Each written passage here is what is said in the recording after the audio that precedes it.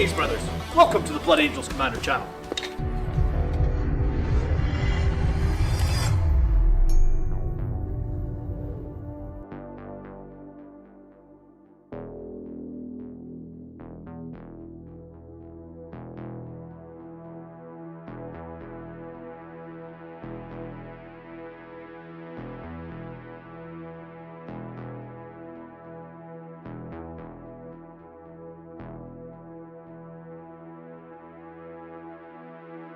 That's what I normally do when I'm waiting for the stream to start. You just don't normally see it because the camera's not turned on.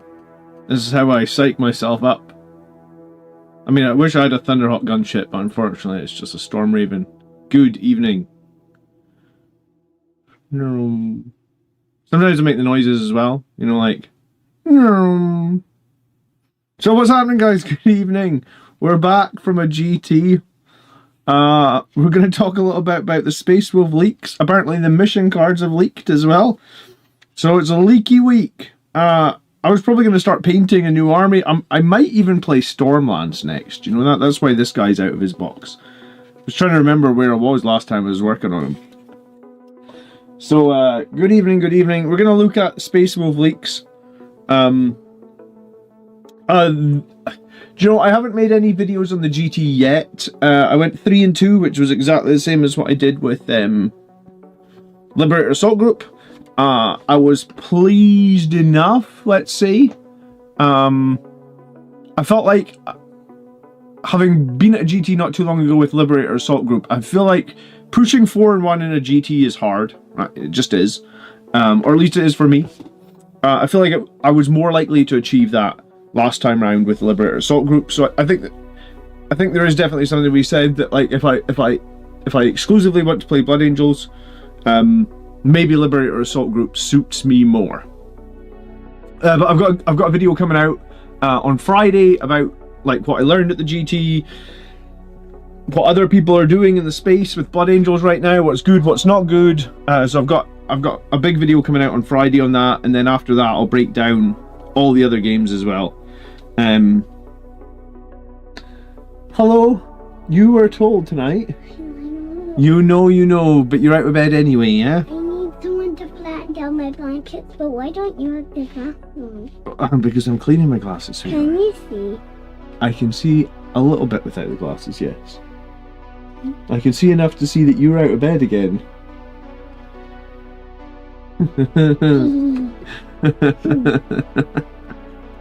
You literally just waited for me to start, right? To come in here and disturb me. Is that what you were waiting for? No. I need someone to flatten my blanket. Alright, well I will be right back. Come on, get into bed. We'll flatten your blanket. Yeah, Mummy can't do it. Come on, into bed.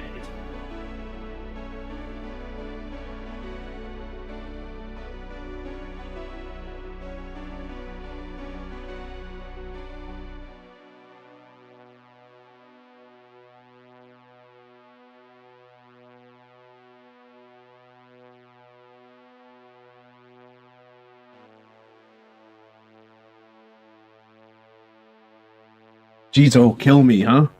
Right. So yeah, there's a video coming out of the GT on Friday. Good evening, Miles.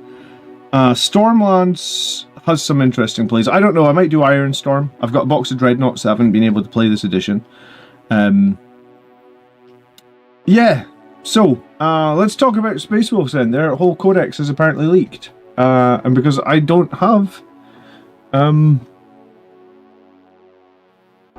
any Space Wolves, I guess. I think it's good to know what you're going to go up against. Good evening, Marius. How are you? Have you recovered from the GT? Everybody who was at the GT this weekend will be in tonight's stream. Do you know what was really funny? Someone came up to me at the GT, right? And he was talking to me for ages. He was like, "Oh, John, how you doing?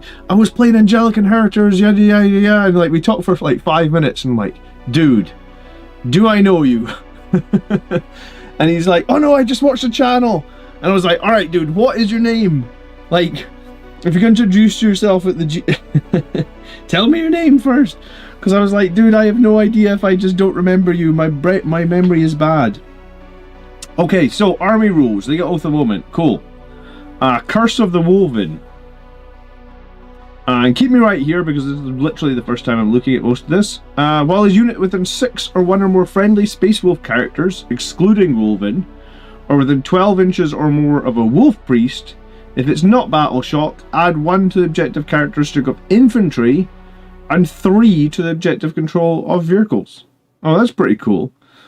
So, while this unit is within 6 of 1 or more friendly characters. So if you're attached to a character, you still count as being within 6 of a friendly one? For sure, right? It's kind of like the aura rules of old. Does it affect themselves? So is a character technically within 6 inches of himself? Because that's used to be how auras worked, right? I don't know if that counts. Does anyone know?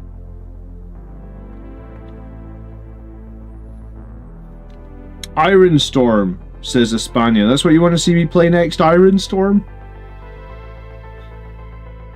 I'm going to play something different for a little while. I've done Lag, I've done Sons of Sanguinius, I've done Gladius, I've done Angelic Inheritors, so it's going to be something different.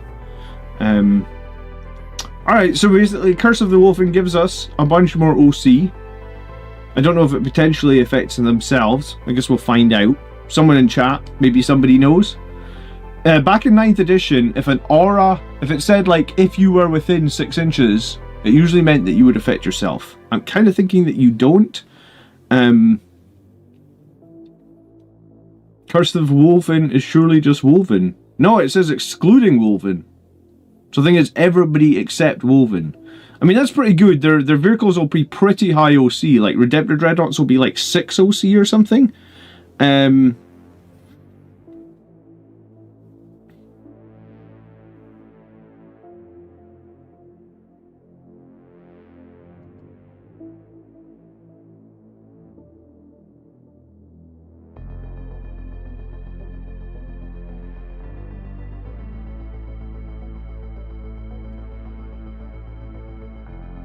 And then sagas. Each detachment rule in this book includes a saga. Additional effects once you have done so, right?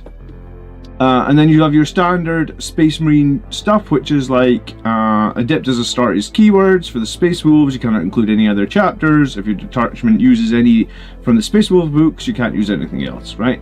So basically, like, this is very standard. All the codexes have this, right?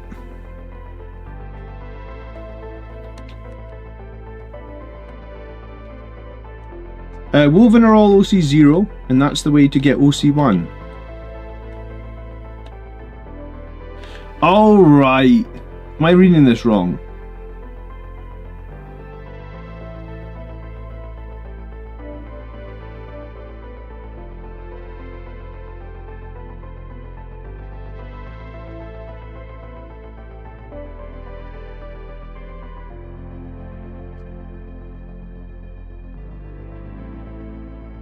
It's...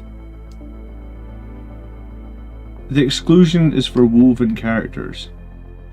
All right, I'm with you. Okay, so Curse of the Woven, we get some more OC.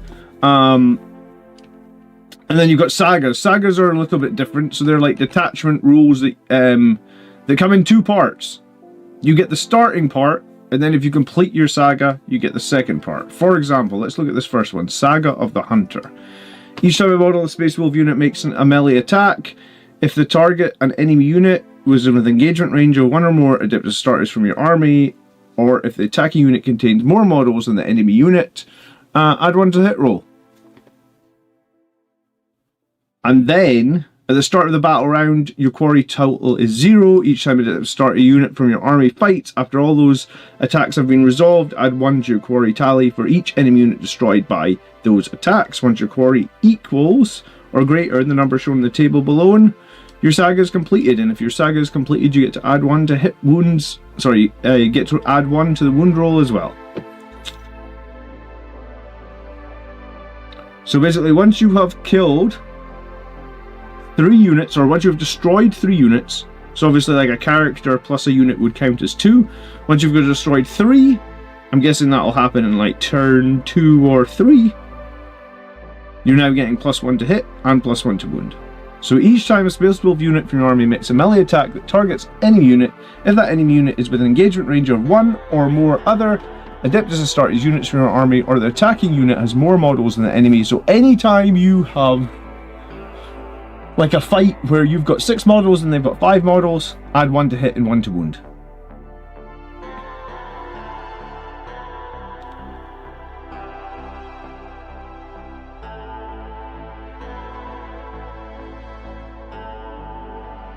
So basically, like, it's benefiting you for taking... It's like like 2 units charge 1 unit. You get a lot more advantages from it. So this probably in some way... I mean, it kind of gives it away with the name. It's like you're supposed to work as a pack to kill things. Interesting. You get a 7-inch scout move. You get a 4-up Feel No Pain on a character.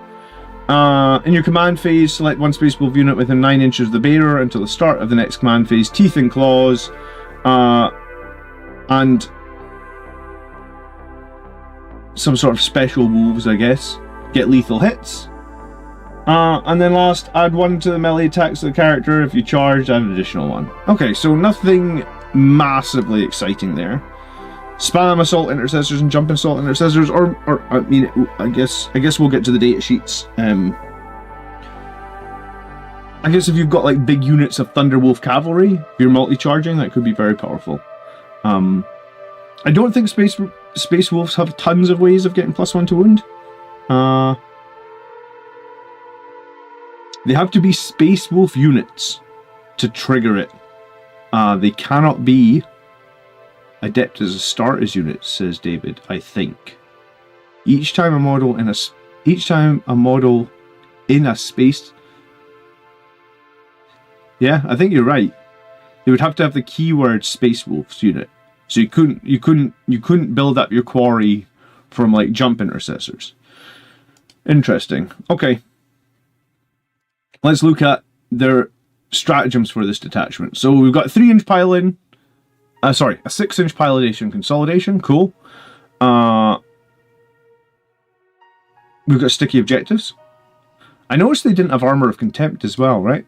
After a unit has been fight phase, just after an enemy unit has selected its target, 2 units from your army with an engagement range, or 1 space move beast with your army until the phase. Each time a model an enemy makes attack, subtract 1. So you can get yourself -1 to hit in melee on 2 units. They have to be in range of the same enemy unit though. 2 Adeptus start. So it's like a benefit of that pack thing. If it's a Space Wolf detachment, they'll have the keyword.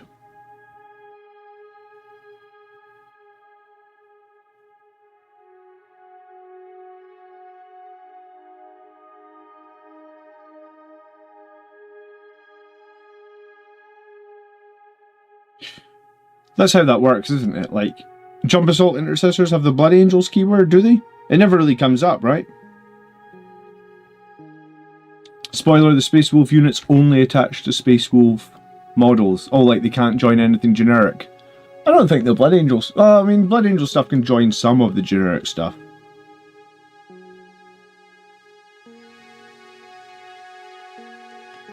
Alright, we've got a bit of back and forth in chat. It shows how well we know this game, isn't it?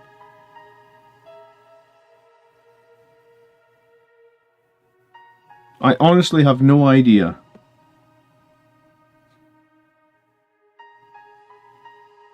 You would think the app would know.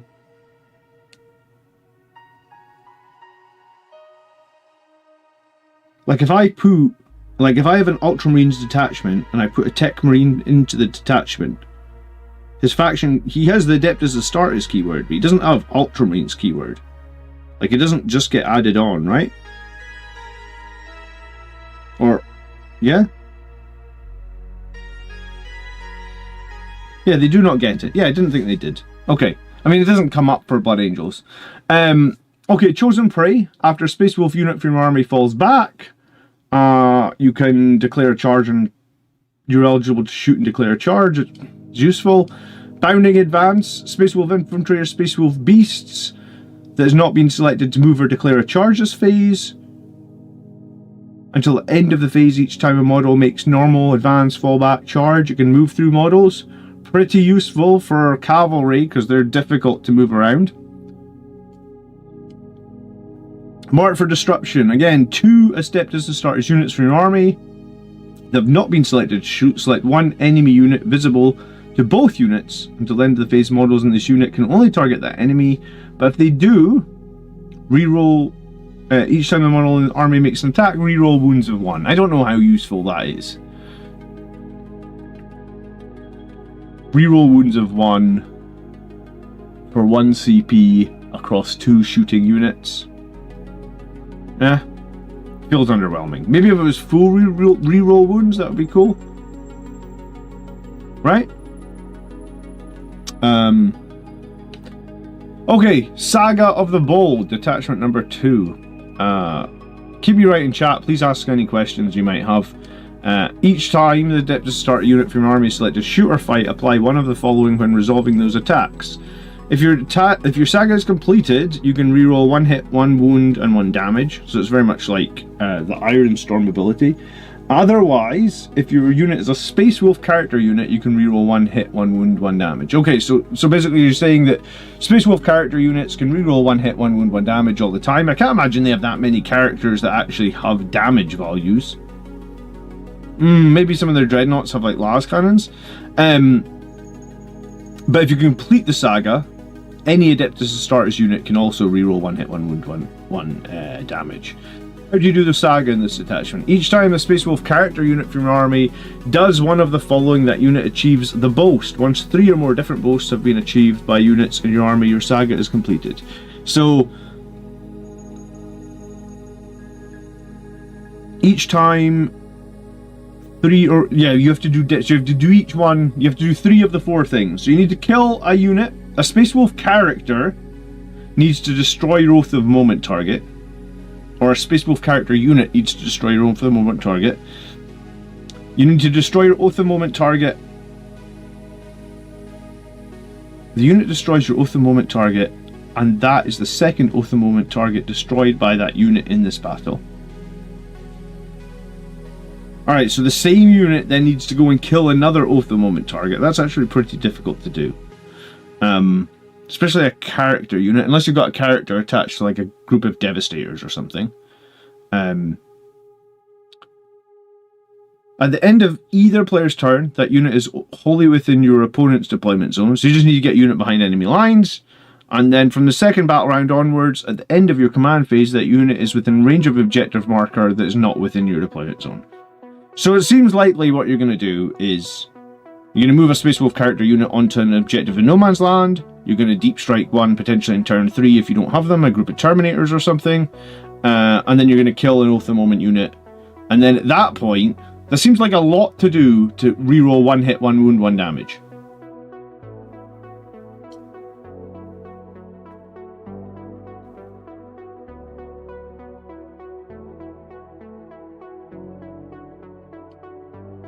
I don't know if that feels worth it. Alright, what's the enhancements, right? Space Wolf model only, add 2 to the strength of a melee weapon equipped by the bearer. The bearer's unit has... you can also get +1 to the damage if that unit has achieved one of the boasts. That could be interesting, I guess. You could really stack up some damage there. Each time a Space Wolf character unit from your army achieves a boast, if the bearer's on the battlefield, you gain 1 CP. Pretty cool. I mean, you're probably going to do a couple of these boasts fairly easily. Am I certain it needs to be the same unit? Well, it's a little bit confusing, right? Because it says the unit destroys your Oath of Moment target, and that is the second Oath of Moment target destroyed by that unit in this battle. So, slay them all basically means a single unit, I think, has to destroy 2 Oath of Moment targets. I mean, Space Wolves have good Terminators, so maybe you can drop in the Terminators. Something like that. Thunderwolf Fortitude. The first time the bearer is destroyed, remove it. Do not remove it from play. Roll a d6 and a 2+. The bearer comes back to life with 3 wounds remaining. Cool. Okay. Very much an identical pick from the Angelic Inheritors detachment, right?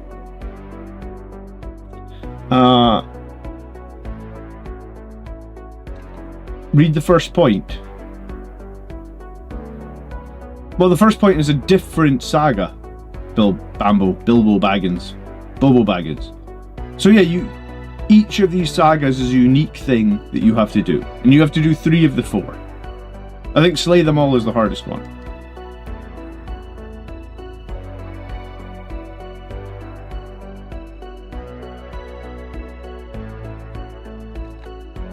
Alright, enhancements. 1 Adeptus Astartes character unit from your army has not been selected to fight. You can get lethal hits, 1 CP. It's kind of expensive for you know, like considering Blood Angels get like lethal hits and lance for 1 CP in some detachments. Lethal hits alone for one is expensive. Your shooting phase, 1 Space Wolf character from your army. You can reroll hits. Why? Why wouldn't you just use Oath of Moment? I guess it's kind of like a second Oath of Moment for 1 CP, I guess, maybe. Yeah. I don't really like rules that overlap with Oath of Moment. There's a few for Blood Angels, you know, like Death Company have like reroll hits, which overlaps Oath of Moment. I think those rules are kind of less valuable, but hey, whatever. Birth of a Saga. 1 Wolfguard Headtaker or Wolfguard Terminator pack leader from your army, and to the start of the next phrase, your model has the character keyword. Alright, cool. So it's the exact same thing as Angelic Inheritors. You can give the character keyword to a unit that doesn't have the character keyword, and that will be meaningful for what we were doing previously, which was killing stuff, or deep striking stuff, or standing on objectives to complete your sagas, right? Greetings, Pound. Good evening. Alright, what else we got? Alpha Strike. On the charge phase, advance and charge. Heroic Resolve, 2 CP. Okay, this is going to be a big one. Your opponent's shooting phase just after an enemy has selected its targets. 1 character unit from your army. Subtract 1 from the damage characteristic. Okay. So if you've got a Space Wolf character, you can subtract 1 from the damage for 2 CP. Kind of expensive, but that's what it is. And then counter charge. This is a cool one. I saw this one. They used to have this in like 9th edition. At the end of your opponent's charge phase, 1 adept as a starter's character unit from your army that's within 6 of 1 or more enemy units and would be able to declare a charge. Now it can declare the charge. So basically, your opponent moves onto the objective and they go, oh, I'm not going to charge you because I'm worried that you're going to kill me. Normally, you're just like, oh, well, back in the day, you could heroic intervene and fight them. You can't do that anymore. Counter charge, it is expensive at 2 CP, but it just means, like, if your opponent comes too close to you, any of your character units, wherever they may be, if they ever end within 6 inches, you can just charge them. And I assume this works like heroic intervention. They have to be within 6 for the stratagem to trigger, but if you roll a 12 on your charge, you can move 12, right?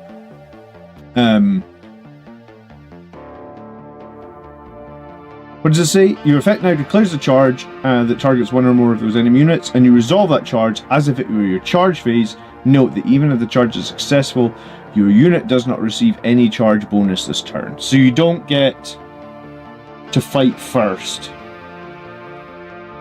No. You do get to fight first, excuse me. You do get to fight before them because they didn't make a charge, or you do get to potentially select your unit before, but if you were getting like +1 attacks on a charge or something like that, you're not getting that. That'll cause some rule questions at some point. Alright, Saga of the Beast Slayer. I guess this is their 3rd detachments. All the detachments. Yeah, you wouldn't get the benefit from Lance. Do you know what? I'm gonna grab my rule book real quick.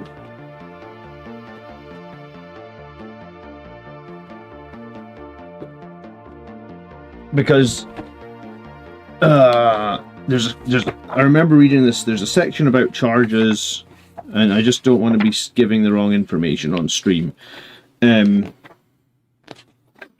Charging. Charge bonus. Each time a unit makes a charge move until the end of that turn, that unit has the fight first ability. That's the charge bonus. Note that if this charge is successful, your unit does not receive any charge bonus this turn. So you don't receive your charge bonus. But remember, charge bonus is different from... That's what I thought. Charge bonus is different from, like, the Blood Angels thing that's like +2 when you make a charge move, right? Or the World Eaters thing. Liberator Assault Group, for example. Each time unit is selected to fight, if that unit made a charge move this turn until the end of the phase, add 1 to the attacks or 2 strength.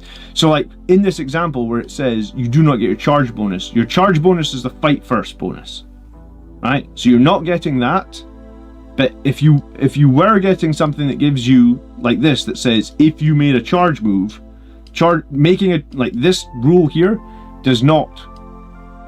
Is completely different rule to charge bonus. So in the case of you were able to get like, if you had a rule that was worded like this, that would say like you get 1 extra attack on the charge from one of their enhancements or something like that, you would get that. Was there an enhancement in this detachment that gave you like 1 extra attack or anything?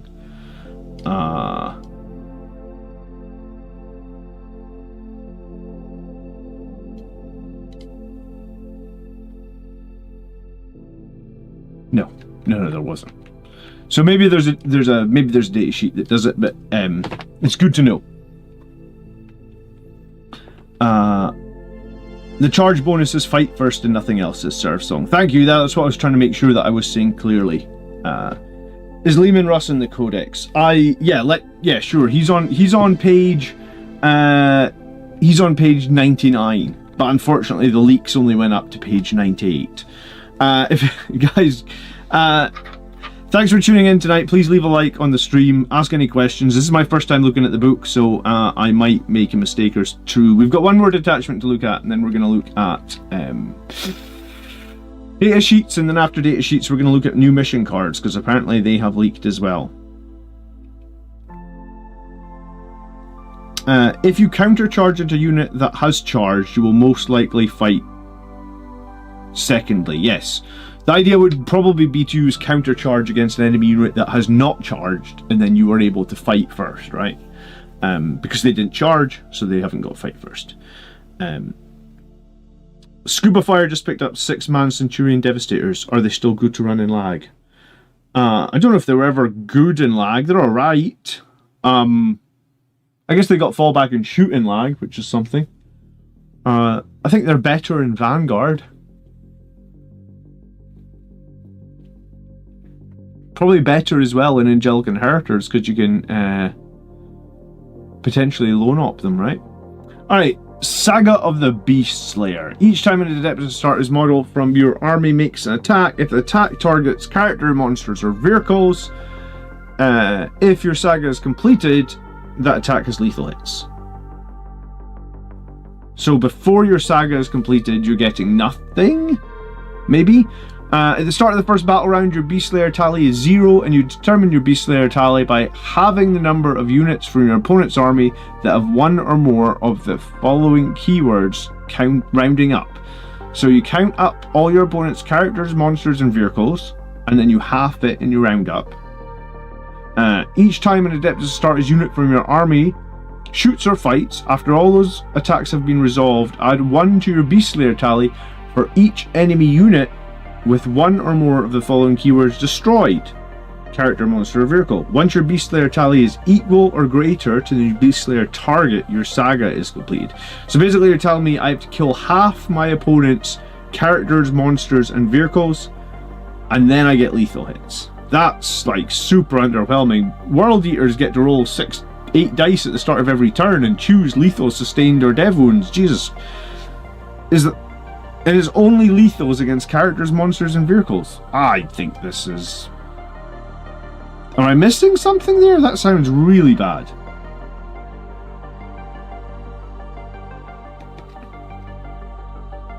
So if my opponent has 10 armigers,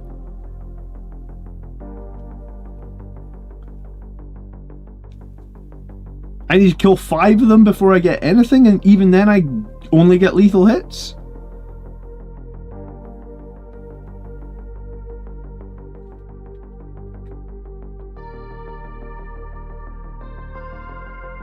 Yeah, the Mephiston and Sanguine are a million times better than Angelic Inheritors. I actually got a video about that coming out on Friday. Alright, Wolf Touched. Space Wolf model, only add 2 inches to the move characters, so the bearer in the declare battle formation step, the bearer can attach to Woven or Woven with Storm Shields. I mean, that's cool. So basically you're picking a unit that normally can't attach to Woven or Woven with Storm Shields, and you're attaching them.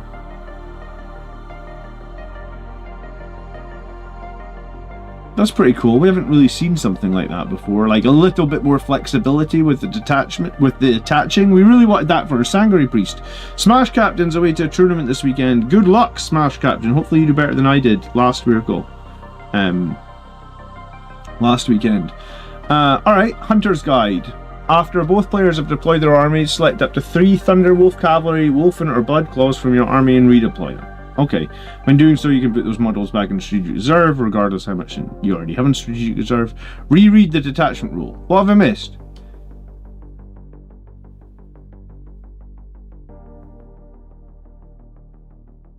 Each time an Adeptus starting model from your army makes an attack, if the attack targets a character, monster, or vehicle, or if your saga is... Oh, right, so you've got lethals against characters, monsters, or vehicles all the time, and you get lethals against everything once you've killed half the vehicles and characters and monsters. Okay, I mean, that's... Yeah, I suppose that's a bit better, but still...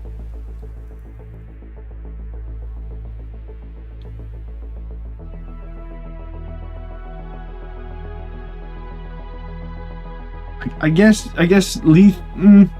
yeah, it's a bit better. I still don't know if I feel like lethal hits is that valuable. Will Space Wolves be the faction to finally challenge Death Guard? I doubt it. Space Wolf model only once per battle at the start of the fight phase. If the bearer is leading a Blood Claw unit, the bearer can use this enhancement. If it does, until the end of the phase, improve the AP So you can make the Blood Claws AP 1. And then finally, Helm of the Beast Slayer. Each time an attack is made by a character, monster, or vehicle model targets the bearer's unit, reduce the AP of 1. So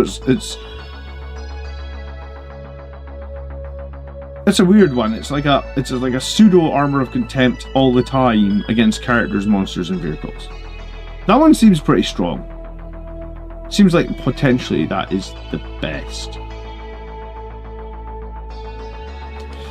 Alright, stratagems. 1 space from your army in the fight phase, add 1 to the wound roll. So it's basically lance, but you don't need to make a charge to get the +1. Cool. Thunderwolf Cavalry in your movement or charge phase until the end of the phase. They can move through models and they can move through terrain. Pinning Fire in your shooting phase. Select 1 character, monster, or vehicle, make it -2 to move, -2 to charge. I mean, that could be nice. Against like those Death Shroud Terminators, give them a 3-inch move. I hate Death Shroud Terminators.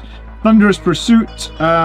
In your opponent's movement phase, after the enemy ends a normal advanced move or target, if there's a unit with a 9, you can make a normal move of up to D6. If you're Thunderwolf Cavalry or Space Wolf Infantry, you can move 6. So a bit of a reactive move there for 1 CP.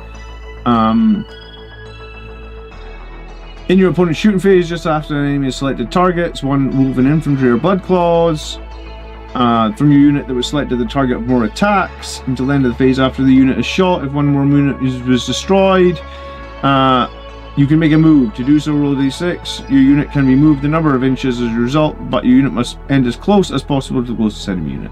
So it's basically a surge move, and you can surge into opponents. Same as you. So basically, it's the World Eaters. What are those guys called? It's the Khorne Berserker surge move. For 1 CP, but it's D6, so it's random. And then Coordinated Strike. At the end of the fight phase, 1 Space Wolf unit from your army that's wholly within 9 of battlefield edge, put it back in Streets Reserve. Okay. Nothing blowing me away in that detachment.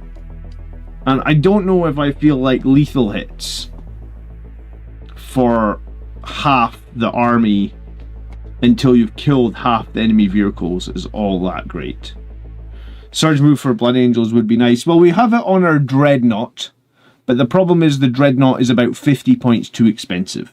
Like I played at the GT this weekend against the Hellbrutes, and side by side those Hellbrutes are literally better in almost every way than the Death Company Dreadnought, and they're 60 points less per model.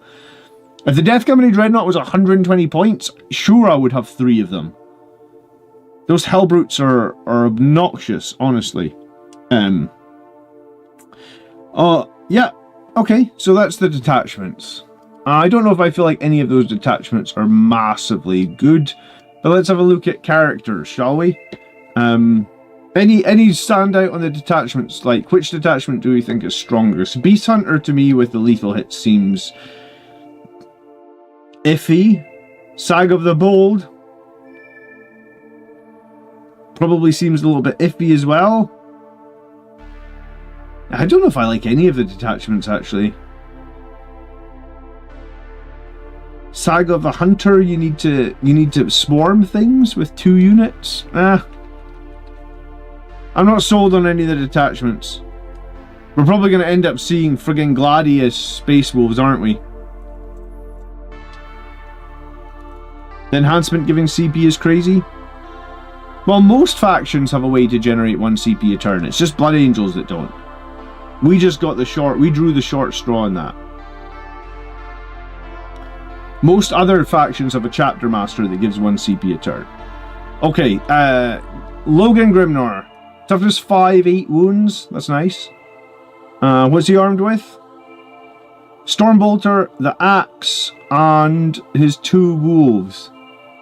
His 2 wolves are extra attacks. 5 -1/1. His axe has the sweep profile and the strike profile, so it's 6 attacks, strength 8 -2, damage 3, that's nice. Or 10 sweeps. I don't know why Blood Angels didn't get strikes and sweeps. Did Space Wolves have strikes and sweeps in previous edition, or is this the first time we've seen strikes and sweeps for the Space Wolves? I haven't played Space Wolves all that much in 10th edition. I am going to check though. What do people in chat say?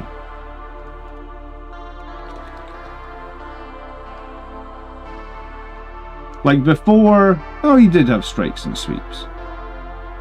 Okay. Yeah. Okay, it's just Blood Angels that don't get strikes and sweeps. Black Templars get them. Ultramarines get them. Space Wolves get them. Apparently we don't. Okay. Alright, once per battle round during movement phase, you can select a friendly Space Wolf unit that is in strategic reserve if you do so until the end of the phase for the purpose of setting up that unit in the battlefield. Treat the round as being one higher than it actually is. So you can put strategic reserve units into their DZ in turn 2. So, Thunderwolf Cavalry. Most people screen their DZ in turn 2, to be fair, so maybe it's not that big a deal. Dark Angels with inner circle have sweeps too. You really just have to rub it in that Blood Angels don't get the sweeps. You're just rubbing it in now, guys. Come on. Come on. We are the best chapter as well. Be nice to our characters. Each time an opponent targets a unit with from their army with a stratagem, if that unit is within 12 inches of this model, increase the cost of that usage stratagem by 1. I thought this was going to be the opposite. I thought it was going to let me reduce the cost. No, if you're trying to use strats within 12 inches of Logan, he's like, fuck you, it cost you 2. Oh, that's nasty. That's really good aura. Man, what I wouldn't give for Dante's aura to be that. Like, how good an aura is that? It's way better. He leads Wolfguard Terminators. Okay. 8 wounds is nice as well. I can't think of any Blood Angels characters with 8 wounds. I don't think we've got any. This model can embark with a friendly transport and this model can embark with friendly Adeptus Astartes transport models that can transport Terminator models. When doing so, it takes up the space of 4 infantry models. Oh right, he takes up the space of 4 infantry, I guess, because he's got his 2 wolves. That makes sense. I was confused. So if you put Terminators plus him in, you need 18. So ironically, he can't fit in. Or does he just take up 4, so it's the equivalent of 14? Is that how it works? Terminators normally take up 2, but he's taking up 4 infantry slots. So 5 Terminators plus him is 14, and he fits.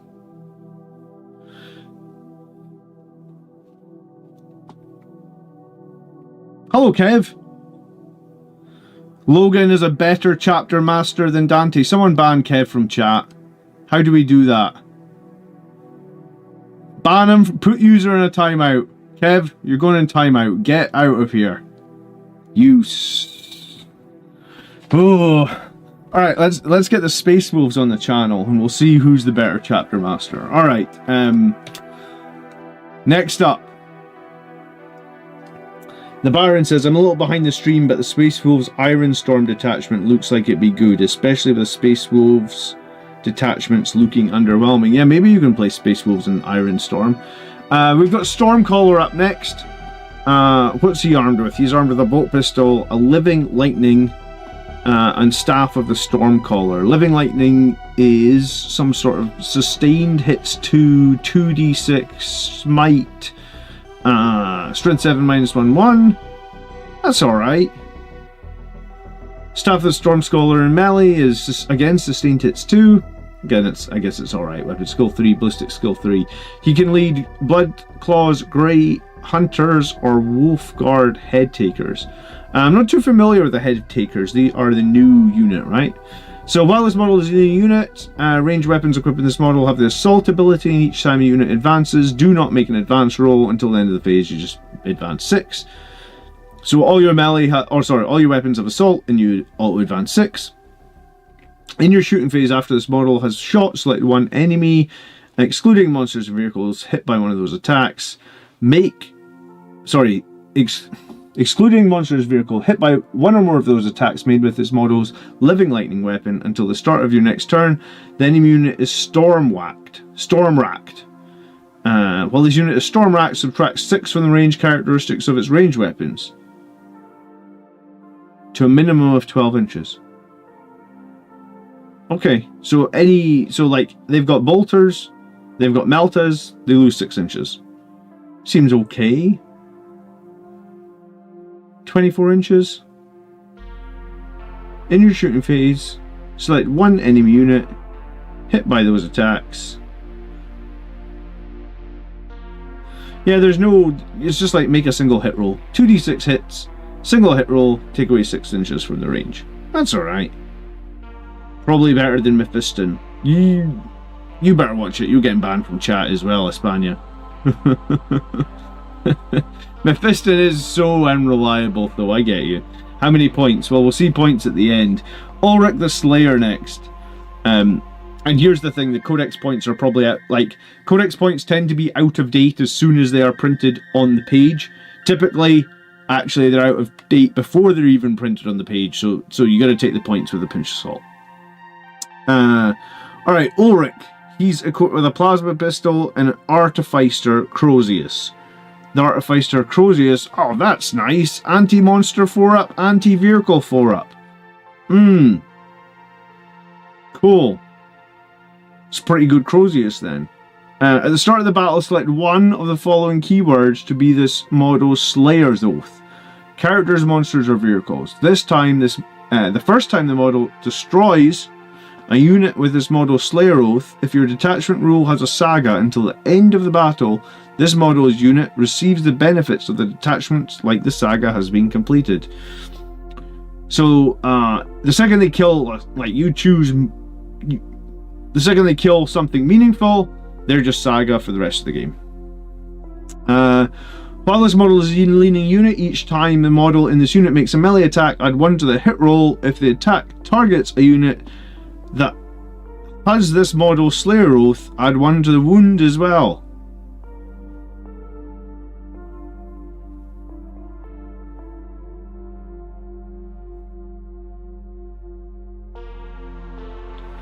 Cool, so if you pick monster, for example, you're fighting demons with lots of monsters, then the second you kill your first monster, your saga kicks off, and then for the entire rest of the game,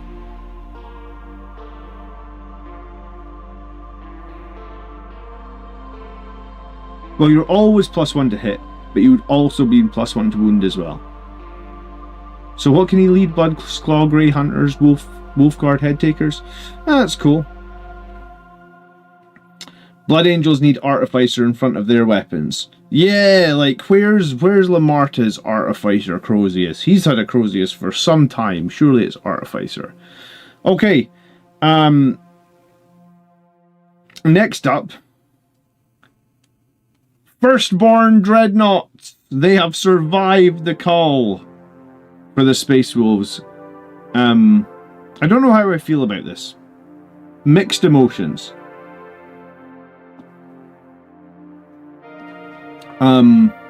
Why did they survive and ours didn't?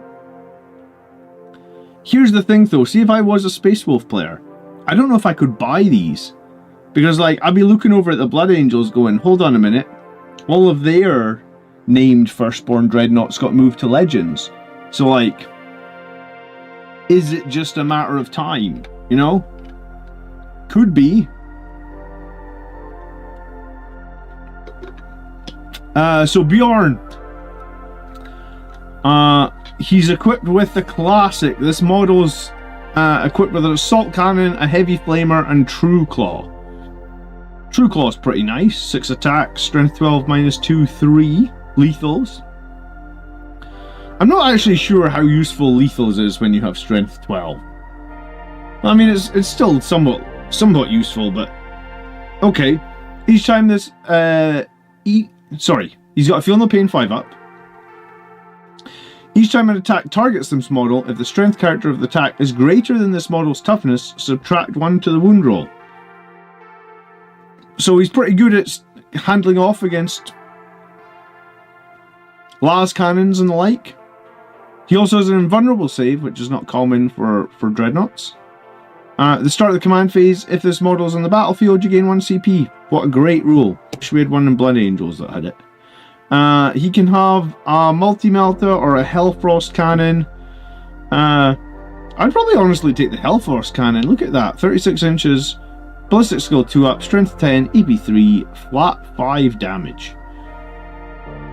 That's handy. Just a single shot, or it can do some sort of torrent ability. Do you know what? His torrent's not bad, actually. D6, 6 minus 1, 2. Yeah, that torrent can pop off, man. Can Blood Angels ally in Space Wolf, says John. I mean, you could run this. You could run Iron Storm Space Wolves, right, with most of your Blood Angels models. I mean, this guy's just the old Firstborn Dreadnought, really.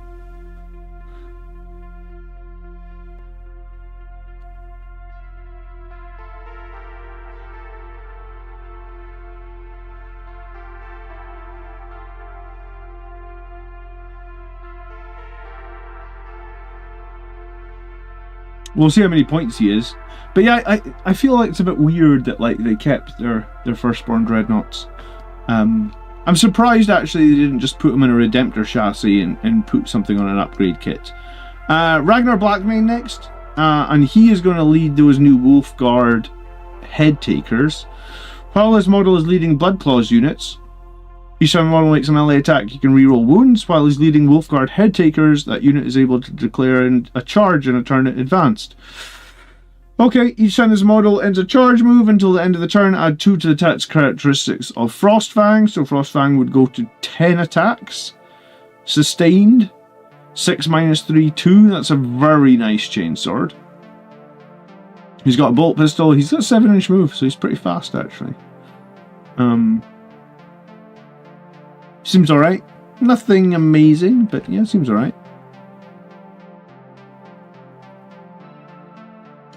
Is it Stormraven? Yeah, why not? I think I'm done playing. I think I'm going to a new detachment. I think I might get the Stormraven out. Do you know what? I'm either going to get the Stormraven out, or I actually messaged Kev. He's in the chat. I actually messaged Big Grim today.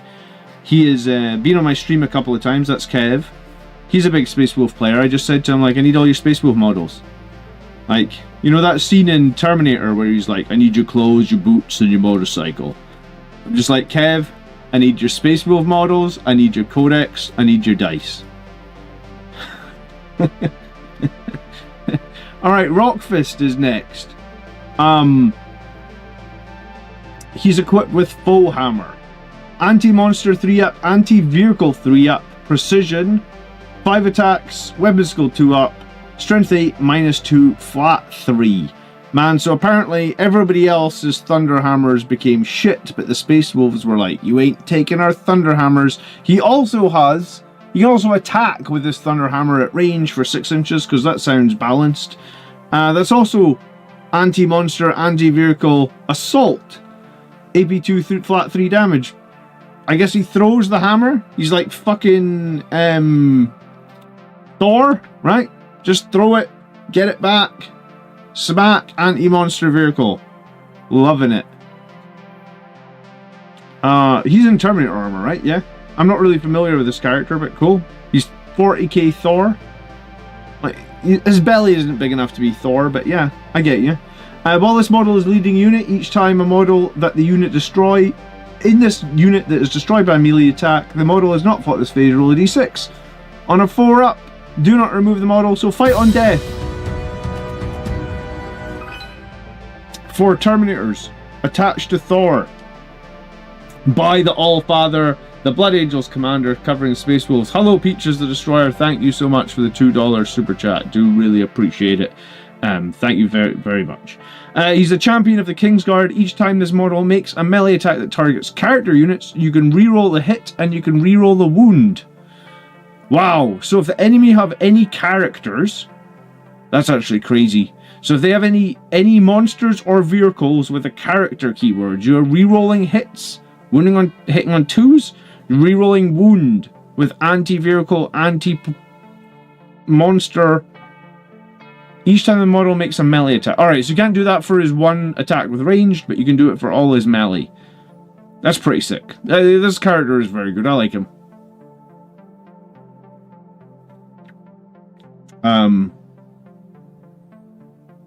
I'm struggling to understand why Blood Angels has just about no access to damage 3, but I've been throwing it around like candy in some codexes. Yeah, it's interesting as well, right? Because Blood Angels get hurt really, really bad. Like, I had real problems this weekend at the tournament when my opponent used -1 damage strats. And that was when I really needed Dante's Battle Shock aura to work. Because I was like, he's going to use -1 damage. Dante, prevent him doing it. No. Oh. Well, that's annoying. So, like, if you're only running, like, 3 Sangre Guard with Dante, or 3 you know, if they do -1 damage, Blood Angels, we've got a big problem. Because we don't do any damage. But yeah, I mean, these guys... Another character with 3 damage, cool. A Wolf Priest. Can again read Bloodhog, Grey Hunters, or Head Takers. It's got a standard Crozius. It's got a Bolt, Absorber, Bolt Pistol, whoop-de-doo. While this model is leading a unit, you can return 1 destroyed model, excluding characters to that unit. That's cool. While this model is leading a unit, each time a model in the unit makes a melee attack, add 1 to the wound roll. So he's a... Do you know what? This is a bit... The Wolf Priest is basically... the old Sangre Priest, where you could revive people, or it's an apothecary, is it? It's like an apothecary and a chaplain in one. That's nice. Yeah, I mean, that's what it is. It's an apothecary and a chaplain in one that can move 7 inches. You just can't, like, in some ways, you know, they get some stupid restrictions like Blood Angels have. Like, this guy would be super dope leading Blade Guard, but I can't lead Blade Guard. Same problem that our Sangre Priest has, right? I'll have to see... We'll have to keep an eye on these Head Takers, because Head Takers are the new unit, right? I'm not familiar with them at all, I must admit. Peaches says, I must have mentioned wolves enough to finally crack the Blood Angels Commander. No, I just like... I like knowing the new rules for stuff. I covered all the new World Eaters rules a couple of weeks back on the podcast. It probably helped me because I actually beat World Eaters at the GT this weekend past. And it was a super close game, by the way. I know that people were saying that the World Eaters Codex is bad, but there's some really, really strong units in there. Next up, the Iron Priest, which is a Tech Marine for all intents and purposes. He has the same ability. Get Lone Operative when he's close to a vehicle. He gets to repair a vehicle for D3 wounds. He gives the vehicle rapid fire 1. Oh, interesting. This model, in your command phase, you can select a vehicle. The model reclaims D3 wounds. Ranged weapons equipped by the model have rapid fire 1. Each model can only be selected once.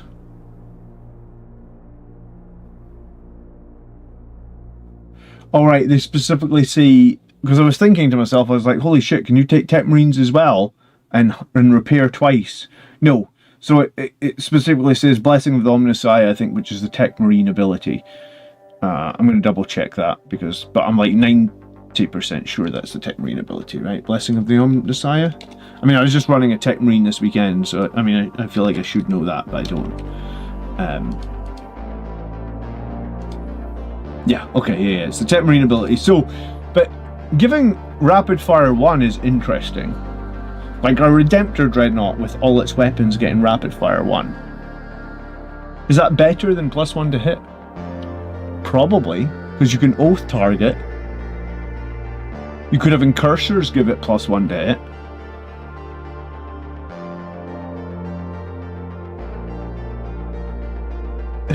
You rapid fire the las cannons on the Predators? Oh, interesting, yeah. I mean, Ballistus Dreadnoughts rapid fire?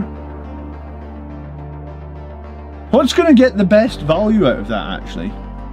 What has the most different weapons?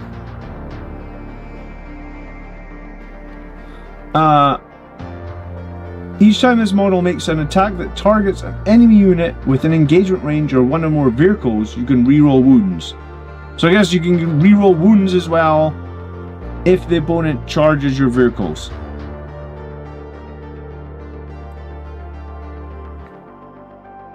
The repulsor defensive array? I mean, it gets 20 shot. I'm talking about things with lots of good. Impulsors with 6 eliminators is the best I've found. Oh, hold on a minute.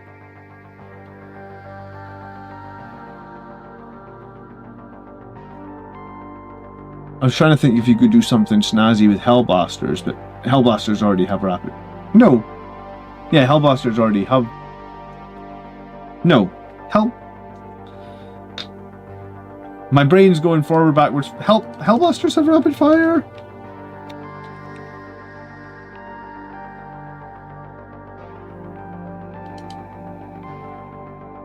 No, they don't. So 5 Hellblasters in an Impulsor.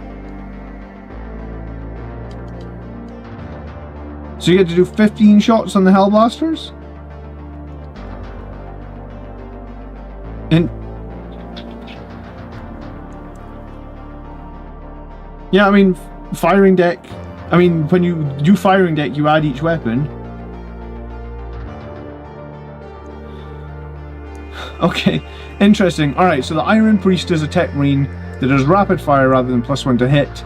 He has, of course, a 3 damage 12-inch pistol. Like, what is this nonsense? Hellfrost pistol. AP3, 3 damage. Nice. Obviously, unlike the regular tech marine, this guy just gets to make all his attacks with his servo worms, so he has a crap load of 3 damage as well. But he only has weapon skill 4 up, I guess. So still, I think I would rather have 4 attacks at 3 damage with weapon skill 4 up than whatever we get with the other tech marine, which is like 4 attacks with the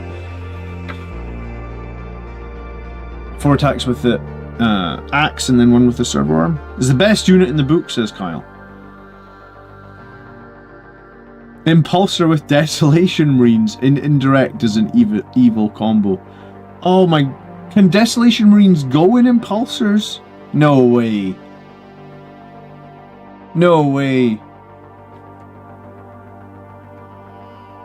Oh, I'm gonna run some fucking cheese to this next event if they don't fix. They can't, surely not.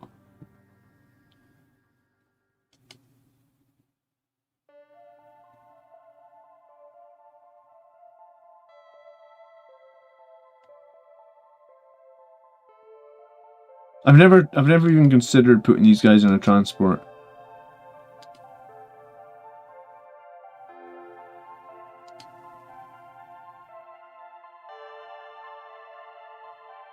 Best attachment for head taker spam. I haven't got to head takers yet, dude, so I don't know, but we'll talk about it. So you can put 4 crack missiles at 48 inches. And you can rapid fire that. And then all the Castellan launchers, rapid fire. And then the Wenger launcher, rapid fire. Then you put 1 unit of incursors on the battlefield to give them +1 to hit.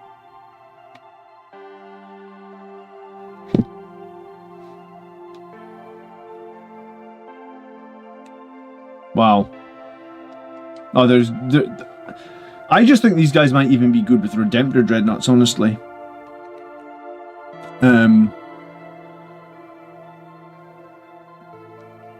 Alright, Wolfguard Battle Leader. What is this guy? He's armed with Mastercrafted Power Weapon and a Storm Shield. So this is just like a standard Space Marine leader, like a blade. Looks a bit like a Blade Guard if he's got a Storm Shield. He's rocking 6 wounds.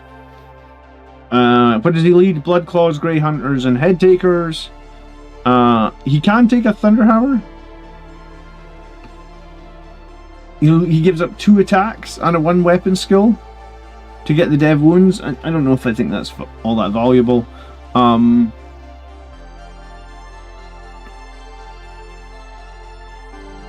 He can give up his Storm Shield to get a pistol. Again, I guess maybe somewhat valuable. While he's leading a unit, Weapons equipped with this model have sustained hits 1, and each time the model in the unit makes an attack that targets an enemy within 6 inches, re-roll a hit of 1. If this model is destroyed on a 2-up, do not remove it from play. You can fight on death. Okay. So, a Wolf Guard battle leader kind of looks probably a little bit like a lieutenant. But his sustained hits is both melee and shooting.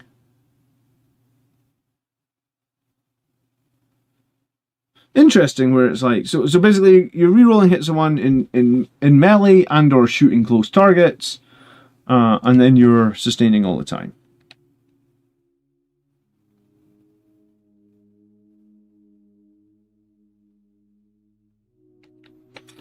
So that's the Wolfguard battle leader. I'm not really familiar with that character.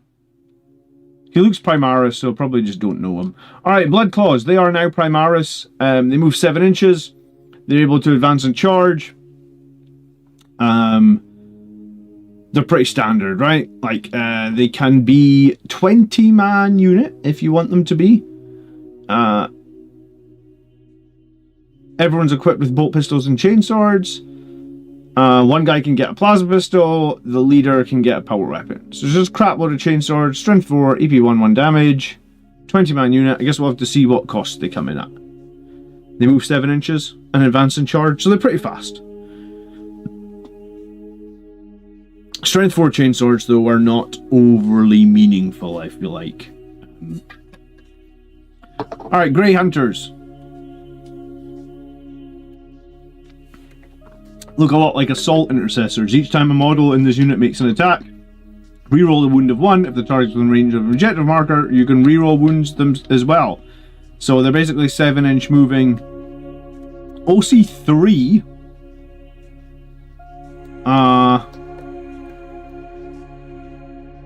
Assault intercessors. You get them in squads of 9. The leader can take a plasma pistol over his bolt carbine if he wants to. The leader can also take a power fist or a power weapon if he wants to. So it's a 10-man squad, OC3, again lots of chainswords, very, very similar to Blood Claws.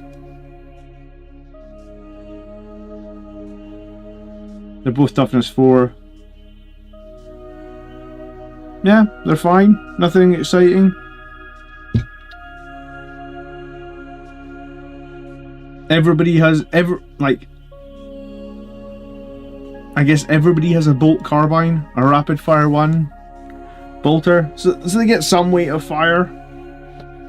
80 chainsword attacks, yeah. What's the reasoning behind OC3? Because OC's been creeping up for everybody else, I guess. Power creep. Yeah, you called it, Kyle. Power creep. I feel like there's no real reason that they need to be OC3, but apparently they are. So, yeah. Codex creep. It's back. Remember when they said this edition was going to be less lethal?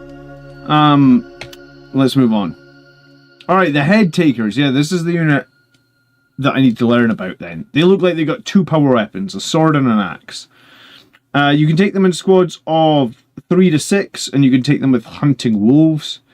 Each wolf has its teeth and its claws. Each head taker has a heavy bolt pistol, a mastercrafted power sword, and a storm shield.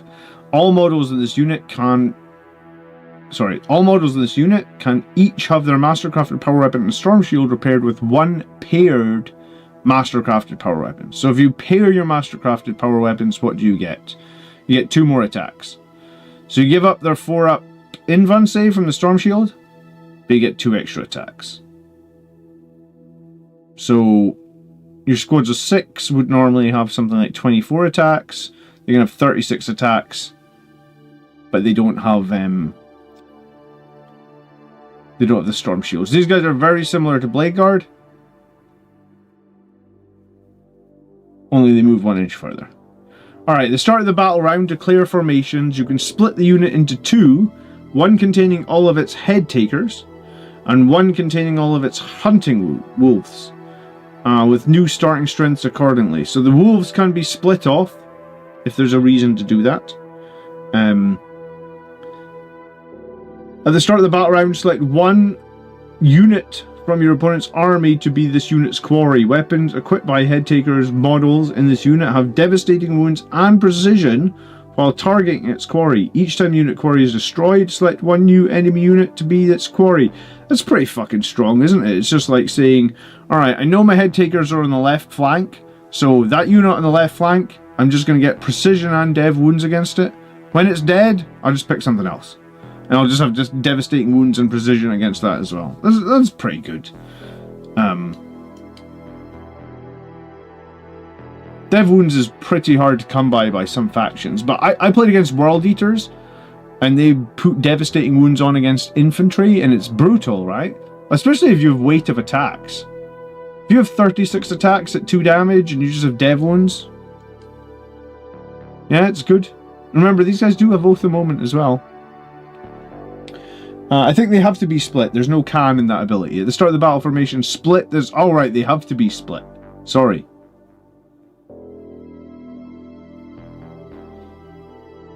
Oh, so it's like they release their wolves at the start of the battle, and the wolves go do whatever the wolves can do, I guess. Alright. And then finally, while this unit is within 6 or more of a friendly Space Wolf character model, excluding Wolfen models, this unit is not battle shocked. Hunting wolves in this model have OC1. Cool. So your hunting wolves can get OC as long as there's a character around, which I imagine there probably will be. I like their cloaks, man. I mean, thematically, I'm sure that they're warm enough in their power armor that they don't need the cloaks. But I mean, the cloaks do look cool.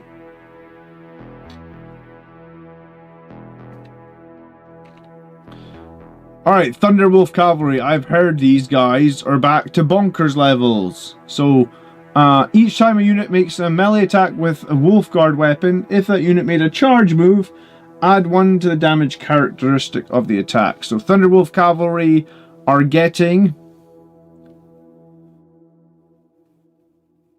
4 attacks, strength 5 minus 2, 2. If you charge, it's strength 5 minus 2, 3. So, flat 3 damage again. This must be like their fourth unit with flat 3 damage. Remember, there was a couple of strats where Thunderwolves could actually move through enemy models now, which would help. You could take them in squads of 6. Any number of models can have their bolt pistols replaced with a storm shield. For every 3 models in this unit, you can have a plasma pistol. I mean, you don't take them for the plasma pistol. You take them because they move 12, they've got toughness 6, they've got a 3-up save, you've usually got a storm shield equipped, so you've got a 4-up invuln. You got 4 wounds per model. So they're a bit like Outriders in that they're Outriders with 1 more toughness and a 4-up invuln. And then potentially 3 damage on the charge and an extra point of AP. And then of course you get 3 extra attacks per guy, which aren't too bad again. So a squad of 6 would get what, like 18 extra attacks, strength 5 minus 1, 1. These guys are 33 points each.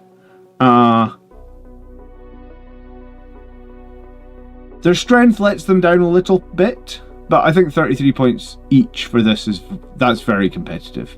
So you're telling me there are 100 points for 3 of them. Yeah, that's very good.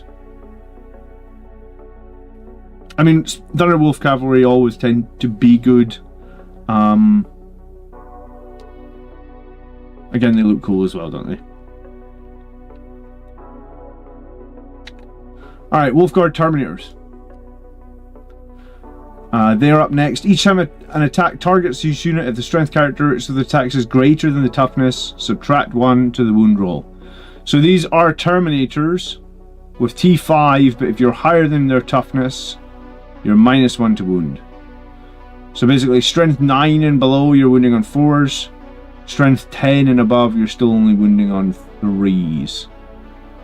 So, much more durable Terminators. Wolfguard are usually equipped with storm shields and mastercrafted power weapons. Any number of models can have their storm bolter replaced with a storm shield. You probably do that just to give them extra wound. For every 5 models in this unit, 1 Terminator can have its storm bolter and mastercrafted power weapon replaced with an assault cannon and power fist. So you can have that standard Terminator loadout if you so wish. The Wolfguard Pack Leader Stormbolter Mastercrafted Power Weapon can be replaced with one Relic Great Axe or Twin Lightning Claws. I think you would replace it with the Great Axe because, again, you've got flat 3 damage, devastating wounds, strength 7, AP 2, so the strength is down a little bit, but that's certainly a durable Terminator that's going to be kicking around for a while. You would think he'd get a couple of hits, a couple of devastating wounds. Antonius, good evening. These guys have a lot of access to 3 damage weapons. This must be about the 4th or 5th data sheet that we've seen that have characters or units that have 3 damage weapons.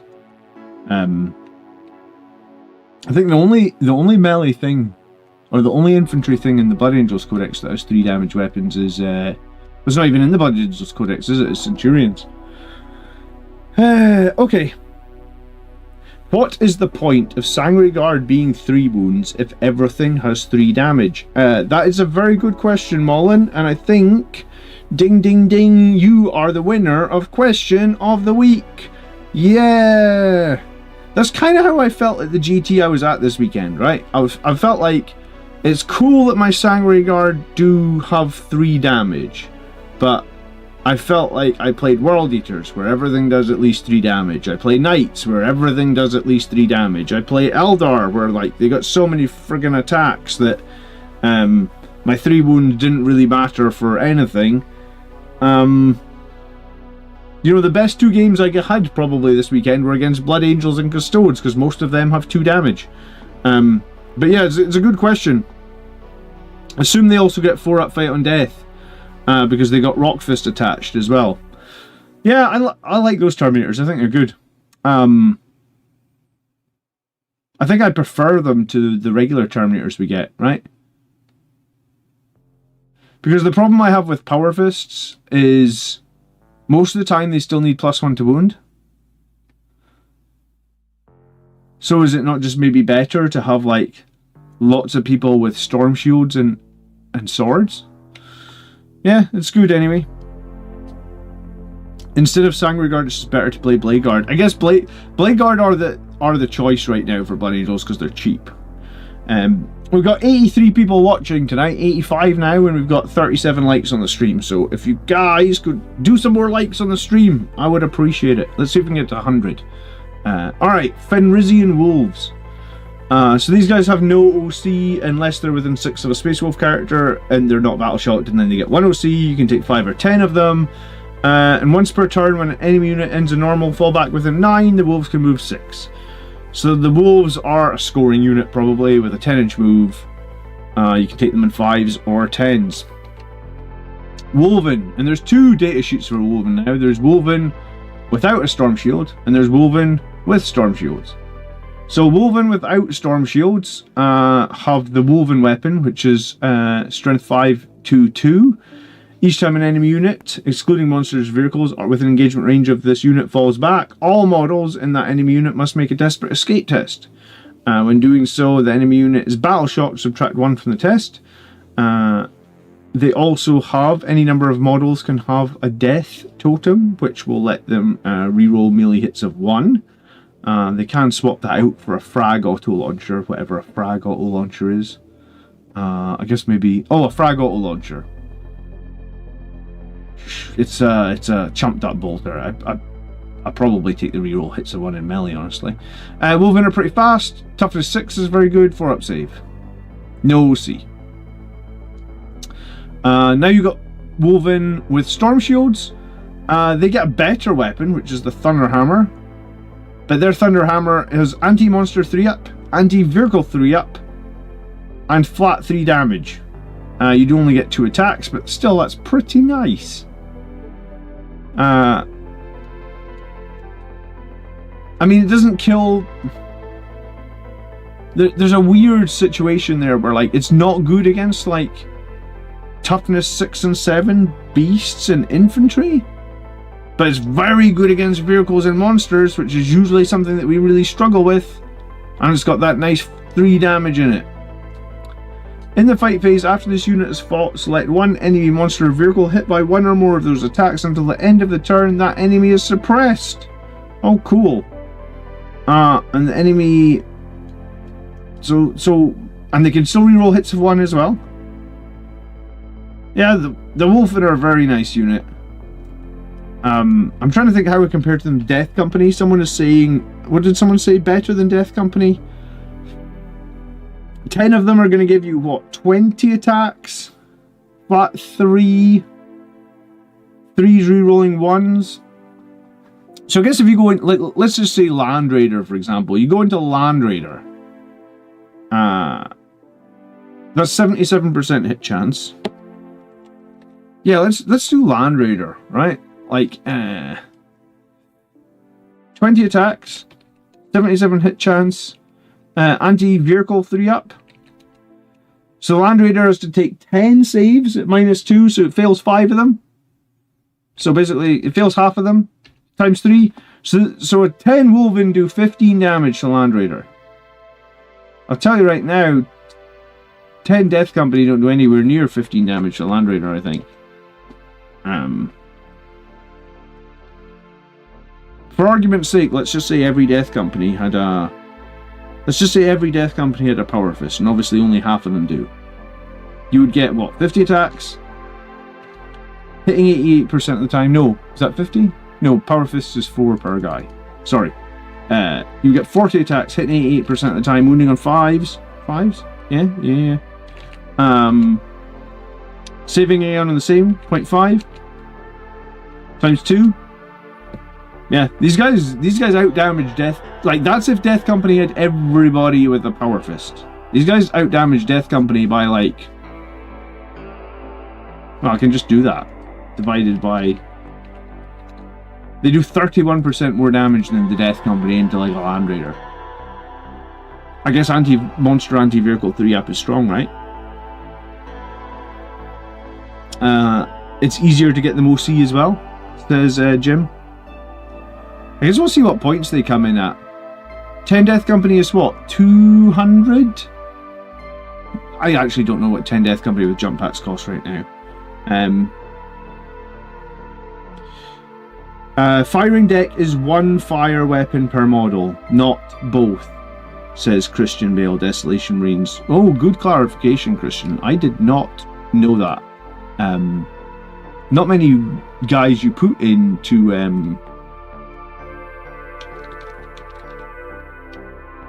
Not many people you put in to firing deck have more than 1 gun, right? Firing deck. Some transports have firing decks X listed in their ability. Each time a model is selected to shoot, you can select up to X models embarked with this that have not already shot this phase. Then for each of those embarked models, you can select 1 ranged weapon. There we go. So maybe it wouldn't be so good for Desolation Marines, unless you're switching between, right? Like, you can see things, you're shooting crack missiles, you can't see things, you're shooting indirect. I think the plasmas... I think the 10 Hellbasters with plasmas and the Impulsor with rapid fire sounds pretty darn interesting. 240 points? Well, let's see what Wolven cost in a little bit. We must be getting close to the end of the data sheets. And once we're done the Space Wolf data sheets, we're on number 22. There was 24. Yeah, so we've got like 1 or 2 more data sheets and then we're on to points, and then we'll look at the new mission cards. Seems like it's time to become Space Wolf Commander, John. I don't know if I like Space Wolves. Would I play them at a tournament like 1 time for fun? Sure.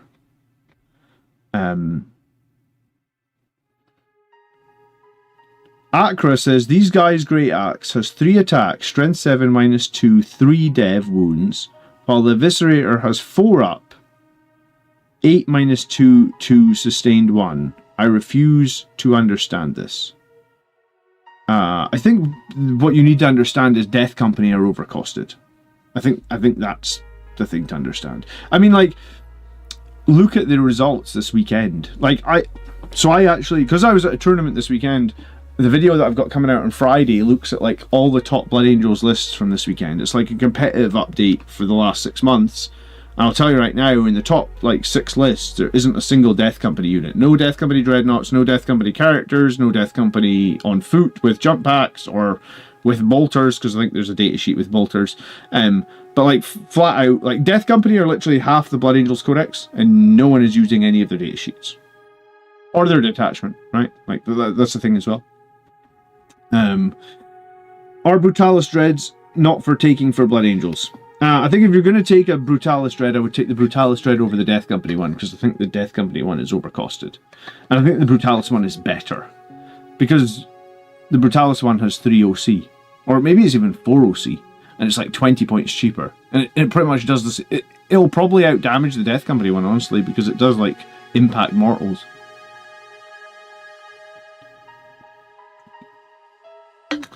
Okay, Murderfang. I'm not really familiar with Murderfang. He's another Firstborn Dreadnought. He has 8 attacks, sustained 1, twin linked, 14 minus 2, 3. In the fight phase, each attack targets a friendly Wolfen within 6 if the model is a unit destroyed. So he gives Wolfen fight on death. He can reroll advance and charge. He moves 9 inches. Yeah, I mean, his profile's pretty tasty. Fight on death for a Neilbar Wolfen, you could probably take it or leave it. I think he's good anyway, right? He's got a 6-up Feel No Pain as well.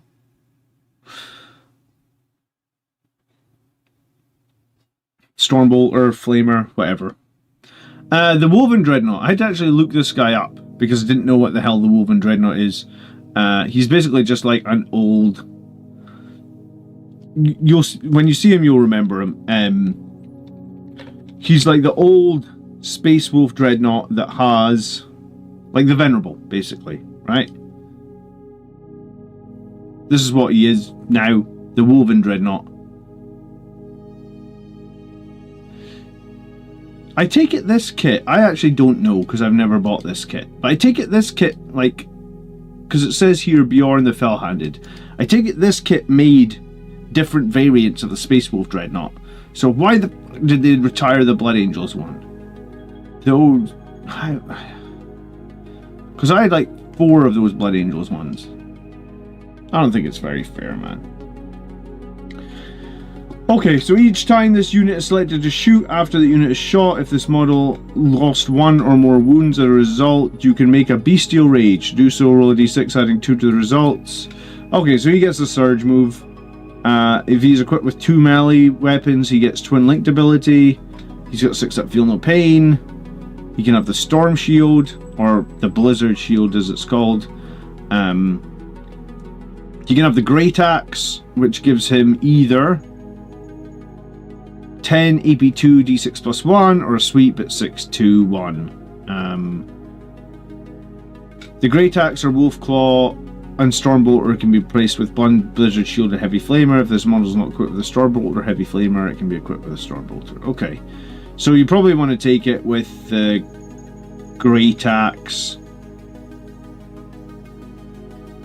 and replace its claw with the shield, right? Because you give it 4-up Invan. Again, no OC. Fine. Feel No Pain. 2 profiles, pretty handy.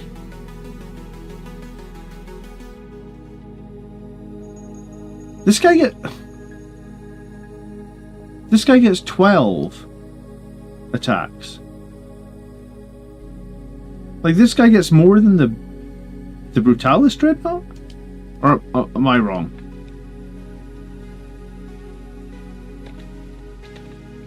If this guy gets more than the Brutalis Dreadnought, then it's just Codex creep happening right before your eyes. Yeah, like, the Brutalis Dreadnought gets 10. This Dreadnought gets 12. I mean, I guess it's because it's probably got no OC.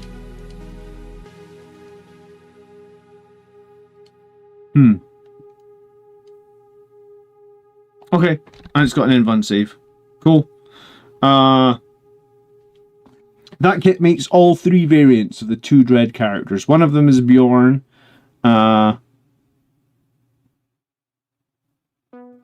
Yeah, I thought they could have put... they could have put Bjorn in a Redemptor Dreadnought and screwed you Space Wolf players just like they screwed the Blood Angels. Could they not have done that?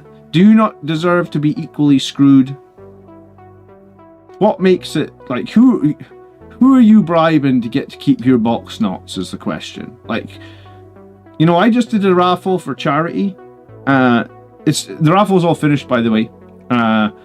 The final the final total for the charity will be coming through any day, because everybody I don't want to say everybody finally, everybody got their prizes.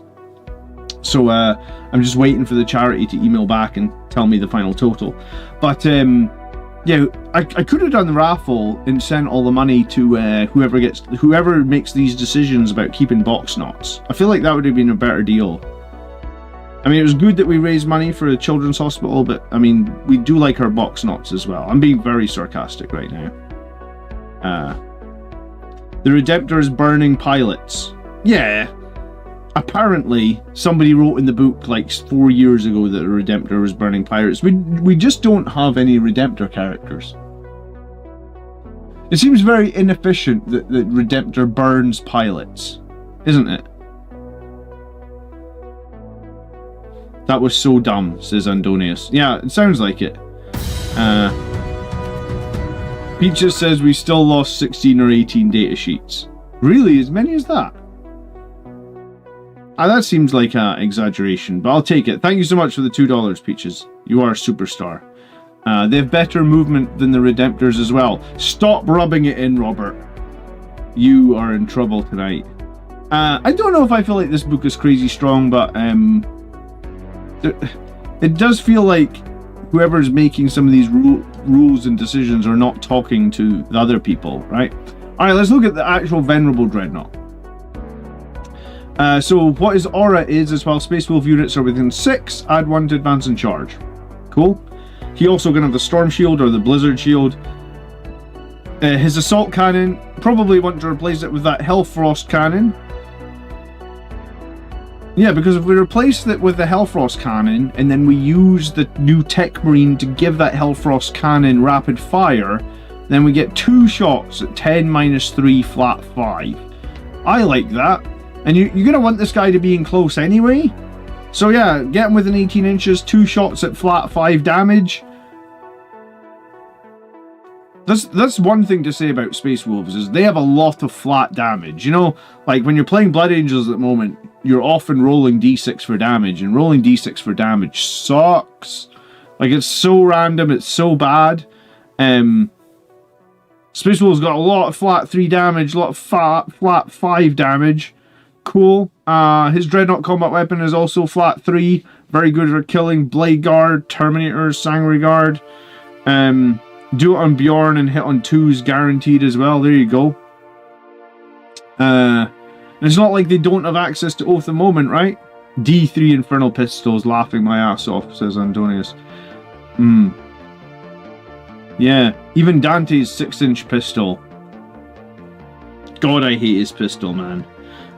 In my tactics video this week, I'm going to talk about his pistol. Do you know what? This is the last... Like, I wasn't running Dante. I wasn't running Dante in, like, was it 9th edition? I was running that Bike Captain. I think Dante has... I think I've enjoyed playing Dante somewhat. But I think I'm retiring him for, like, 6 months at least, probably.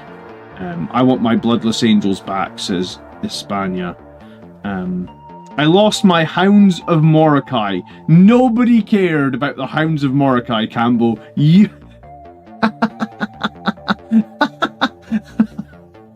Oh, that actually cracks. Like, nobody except Campbell cares about Reavers and the Hounds of Mordecai. Like, their rules were so, like, Kev's right, their rules were so stupid. They were like anti-psychers. And, you know, like, we're gonna make an anti-psyker unit. Cool. What weapons will we give them? Combat knives. Someone like, are you sure that the best possible weapon to deal with psychers is combat knives? They're like, no, hold on. Serious. We're being serious. What about... Hold on. What about if we give them a bolt pistol as well? Yes, that's it. The Hounds of Mordecai, bolt pistols, combat knives. They can deal with the psychic problem that we've got in 40k. I bet you when you went to... I'm being so sarcastic right now, I'm sorry. I bet you though, when you went to a tournament and you lined up against like 1,000 rubric marines, you know, in Magnus and all that good jazz, when you put your Hounds of Mordecai on the board, they were shitting themselves, right? Like, holy shit, those guys with their knives and their pistols. I always thought the Hounds were yeah. Even in Volcar, High Commander, I've come to add my salty tears to the mix.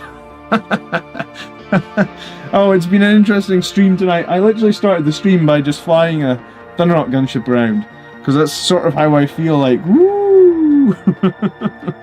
Alright, so the Venerable Dreadnought. Again, he can have a great axe, he can have a close combat weapon, he's got smoke launchers, blah blah blah blah blah. Yeah, I feel like if I was a Space Wolf player though, right, like, how would I feel about buying Firstborn Dreadnoughts? Like, it's cool you got to keep them, but what's the shelf life of these guys, honestly? Like, I know, Kev, you've said a couple of times, like, Bjorn has to survive until the Primarch returns, but, like, how... If you actually look at how many Primarchs we've had... Because I remember someone saying, like, I think it was 8th edition we got Guilliman. And, like, was it Magnus?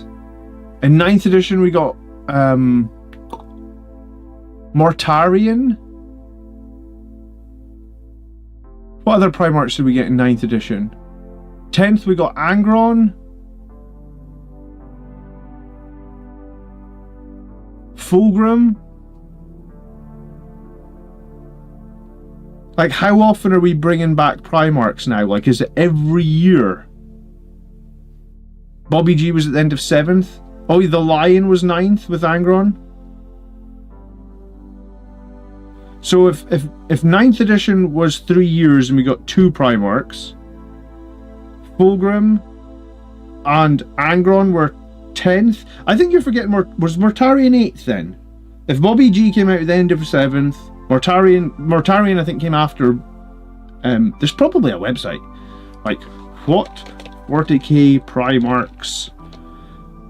Do you know what the very first website is? Like, what 40k Primarch are you? Well, that's what I'm looking at. What order were 40k Primarchs released? Because I'm sure I'm missing something. It would be good to have dates.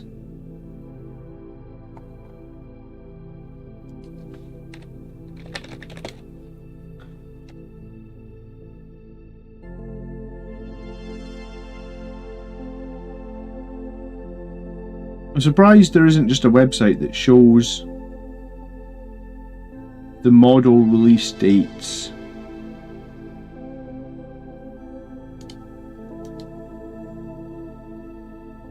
Hello Hadley, what's happening?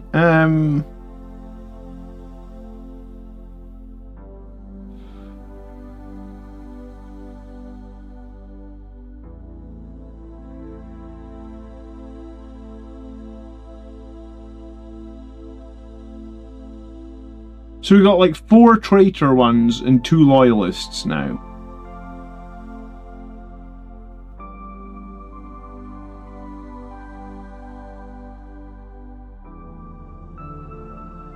And if they started that at the end of 7th edition, so we've had 6 Primarchs in about 8 years. Magnus, Guilliman, Mortarion, Angron, the Lion, Fulgrim. Yeah, so if we've had 6 in 8 years, then we're getting one somewhere like every 14 months. Like, I don't... Like, maybe it's a good thing I don't play Space Wolves. I guess my point is, how can you recommend to people to buy these Dreadnoughts? Like, what is the shelf life of those things? I don't know. 0.75 Primarchs a year. Yeah, something like that. That was my question. Alright, we've got points. So bear in mind the points in the book may be very wrong. So Rockfist is 95 points. That feels like, based on his data sheet, that felt good. Bjorn 180 maybe felt a little bit high. Blood Claws 10 or 20 for chainswords, maybe high. Wolves, sure, 40 points for wolves. Grey Hunters, I mean, OC3 10 guys. Actually seems pretty expensive, those Grey Hunters. I mean, they're 30 points more than Jump Intercessors. I guess, like, they're good for OC, but beyond that, The Priest is 60, pretty much the same as a Tech Marine. Logan is 110, Murderfang 170, Stormcaller 80, Ragmar 90, Thunderwolf Cavalry 100, that seems very competitive. Ulrich 70, actually seems pretty good considering his rules. Venerable Dreadnought 140, so same as the Ballistus Dreadnought, it's probably somewhat balanced. The Battle Leader for 65. The Head Takers, they were basically like Blade Guard, 3 for 90. Fine. Wolfguard Terminators, maybe a tad expensive at 180. They're the same price as Assault Marines. I guess they're a little bit better. Or Assault Terminators. The Wolf Priest, fine, 70. The Woven for, oh my god, the Woven 10 for 160. Wow. Okay, so for some very quick maths, 10 Woven will outdamage 10 Death Company, and they're literally 80 points cheaper. So the Woven are very good. The Woven Dreadnought 145, and the Woven, the Storm Shield ones will outdamage the Death Company. Oh, and they've got Storm Shields as well, so they've got 4 up in fun. Okay. I mean, yeah, Death Company are just way too expensive right now. Have we already discussed the box? I wasn't looking at the box in terms of, like, when you say the box, you mean the models inside the box, right? Like, I was just looking at data sheets and detachments.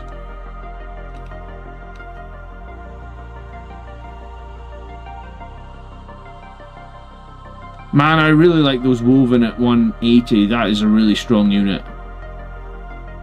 Like, they will trade a Land Raider away. Our Blood Angels in a bad spot compared to Space Wolves. I think playing against Space Wolves would probably be okay, but I mean, I feel like Space Wolves have some more tools that are probably more relevant into the meta.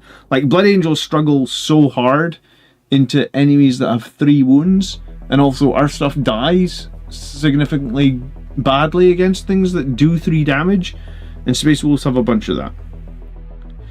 10 Wolfen with Storm Shields are the same. Sorry, 10 Wolfen with Storm Shields are the same as 6 Blade Guard. Wow, you could literally start a list with 18 Woven with Storm Shields and 18 Blade Guard, and that would be hella strong. The Lethal Detachment and Woven Span. I mean, you probably don't want the Lethal Detachment with Woven Span because I was going to say, oh no, sorry, I was thinking that the Woven had Dev Wounds. It was one of the other units that had the Dev Wounds. The Woven of the Anti-Monster, Anti-Vehicle 3 up. Okay. Have you seen the stratagem Envelop and Ensnare in Saga of the Hunter Detachment? I mean, I think we went over all the stratagems, but I probably don't remember that one by name. Envelop and Ensnare. Oh, the 6-inch pylon.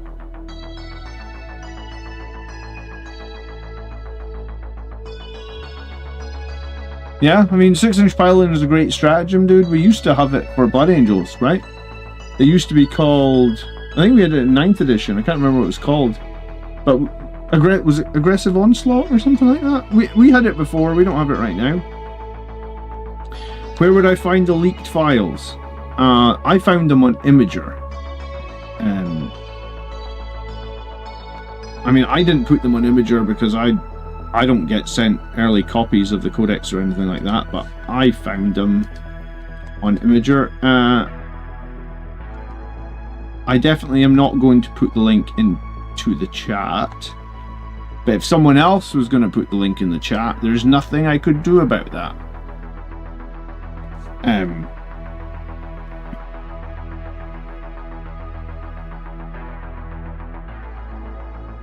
I wouldn't consider these points. Yeah, the points might change a little bit, but then we all thought the points for the World Eaters and the Death Guard would be changed, and guess what? They came out and they're a bit bonkers.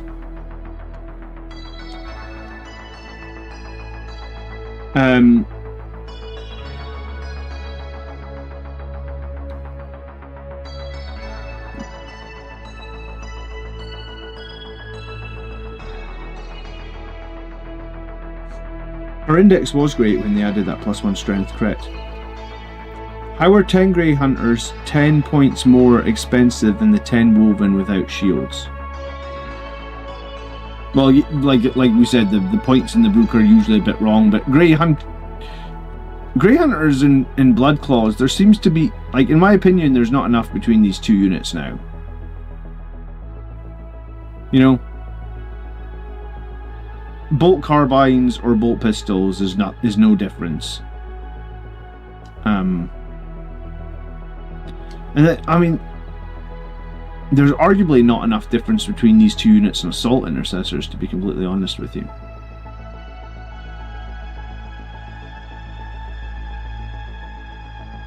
I mean, if we really want to boil this down, this is an assault intercessor with a tiny little trim on his shoulder pad. And I think maybe, I don't know what that is on his head, but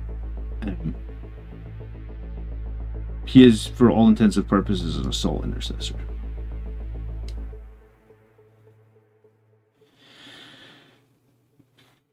OC3 looks traumatizing. Yeah, but they're so expensive. I don't know if you take them, right?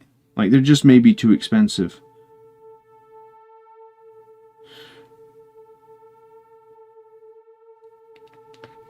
Okay.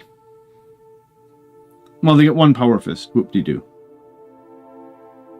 Most of the time when you have a unit that gets one power fist, I don't know how meaningful that is.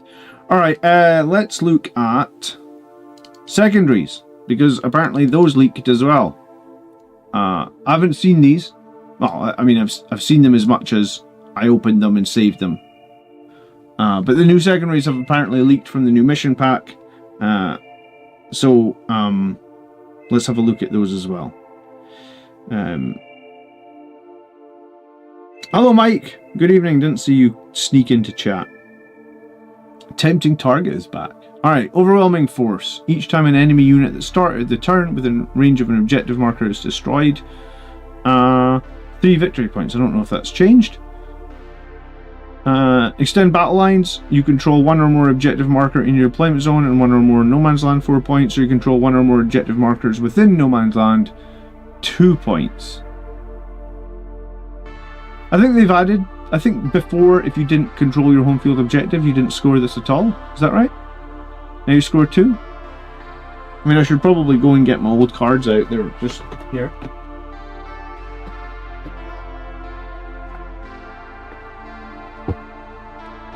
I have a memory like a fish, so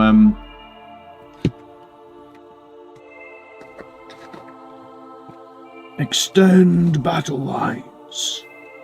I feel like when I say these objectives, I always, my son keeps watching Transformers on repeat, and I just hear everything in the voice of Optimus Prime. So this used to be 5 and 2, so now it's 4 and 2. Tempting target. Your opponent must select one objective in no man's land to be your tempting target. You control your tempting target. I sort of hate these ones where your opponent can dick you over, basically. You know, you draw that on turn 5 when you have nothing on one side of the board. You're dicked over. But I mean, sometimes when you're playing a game of 40k, whatever, the turn 5... You can draw good objectives in turn 5, you win, you lose.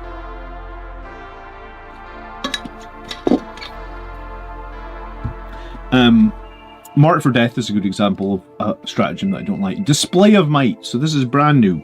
This is one we've never seen before. If it's in the first battle round, draw a new secondary and shuffle it back in.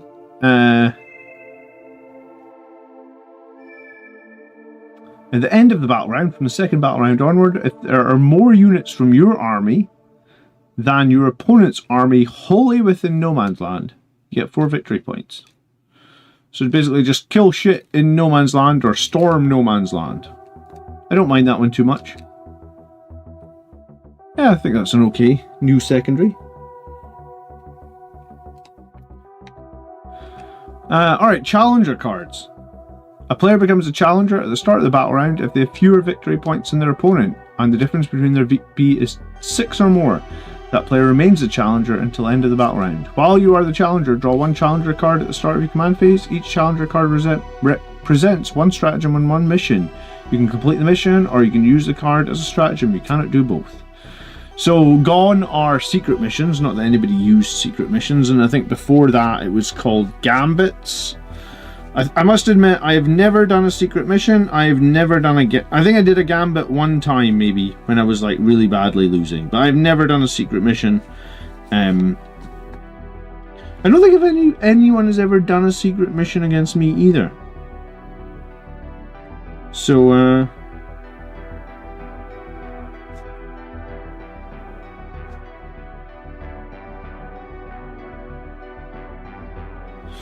okay, challenger cards, that's the new thing. More secondary missions, recover assets. 2 or more units from your army. If each of those units is wholly within a different one of the following areas, your deployment zone, no man's land, and opponent's deployment zone, it completes at the end of your turn if either two or 3 of those units are on the battlefield. Those units recover assets. So I think recover assets used to complete in your opponent's turn, right? Now they made it at the end of your turn, so they don't need to survive to recover assets. Is that correct? Yes. So recover assets now completes at the end of your turn. It used to complete at the end of the opponent's next turn, so they used to have a chance to stop assets. Area denial. 1 unit from your army within 3 inches of the center, and there are no enemy units within 3. 1 unit from your army are within 3 of the center, and there are no enemy units within 4. So I don't think anything changed on area denial. Sabotage. 1 unit from your army is within a terrain feature that's not within your deployment zone. End your opponent's turn. I think sabotage remains the same. You've got to survive. 3 points for no man's land, like 6 points for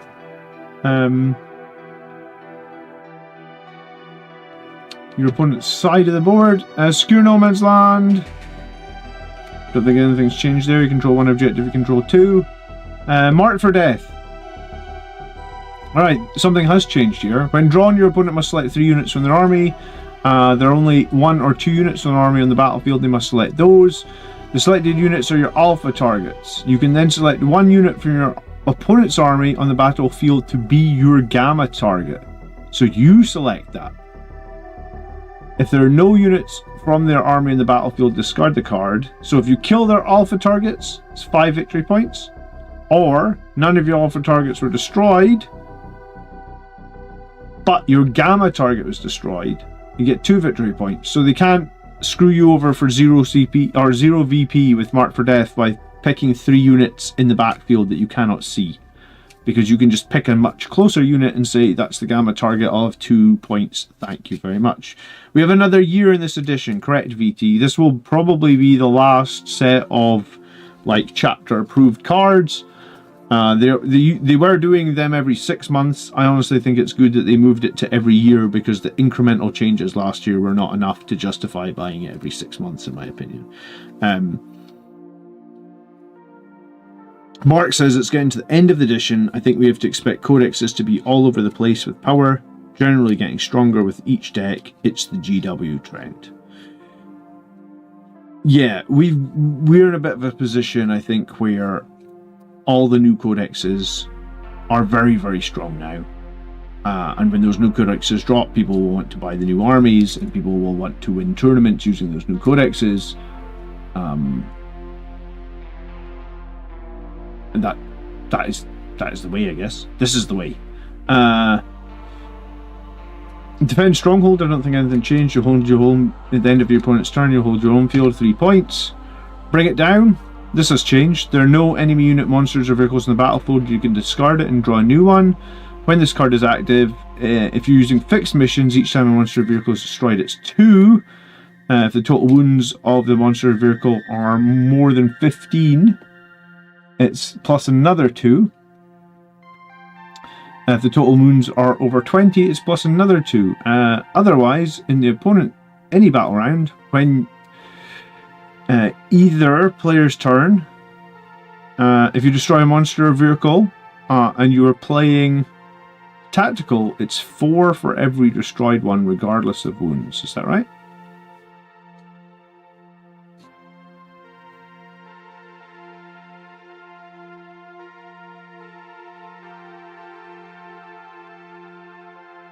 Yeah, so it's just 4 points now.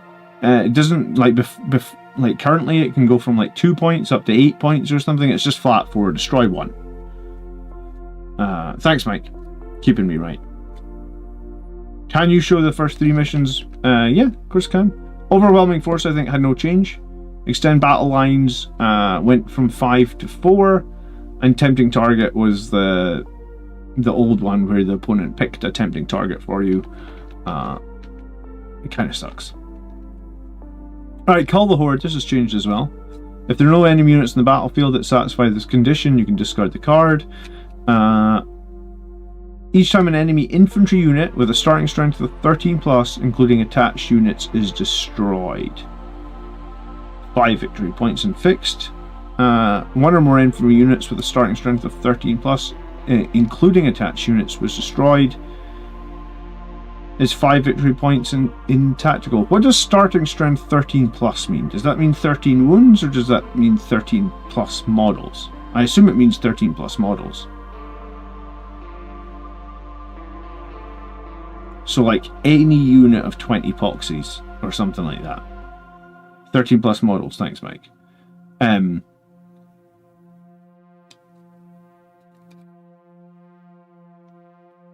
So basically, any 10-man unit with 2 characters attached is just underneath. So Call the Horde is probably much more likely to actually need to be done. Big units of Terminators are not going to be Call the Horde, are not going to be part of Call the Horde anymore. No prisoners next. Each time a body unit card or non-character unit is destroyed, 2 victory points up to 5.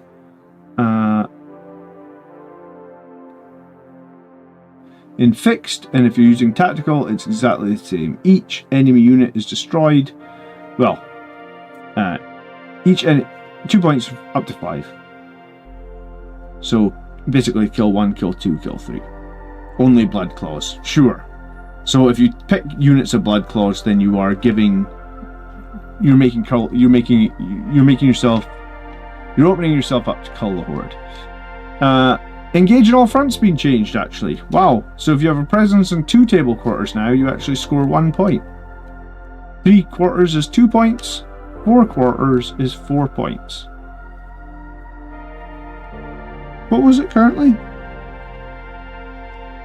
Engage all fronts was 2 and 4, so there's a new one. You gotta be 6 inches from the center as normal. Storm Hostile. Looks like it's pretty much the same in the first battle round. You can redraw this. At the end of the turn, you control 1 or more objective markers that are controlled by your opponent. Yeah, 4 points. Cleanse. Well, this looks changed as well. 1 unit from your army within range of an objective marker that's not within the deployment zone. End of your turn, if the unit performed the action so within range of the objective marker, the objective marker is cleansed.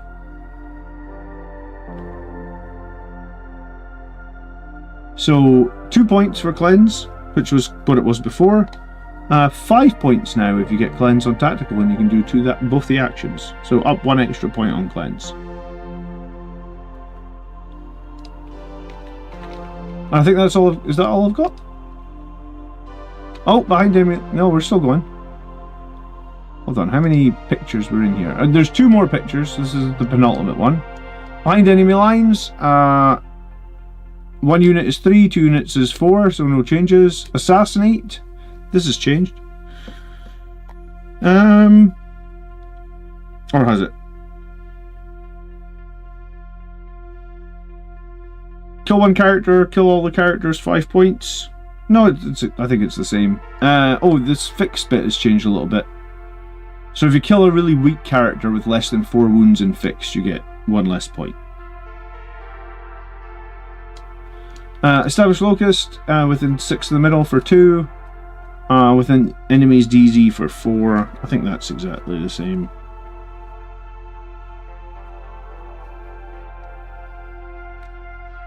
Yeah. Yeah, I don't think any changes there. And then...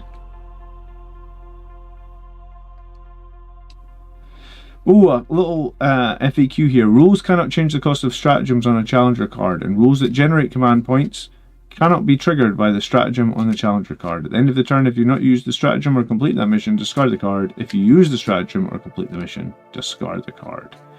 Okay. So that's it. So it isn't a full leak of the secondaries, but it was some.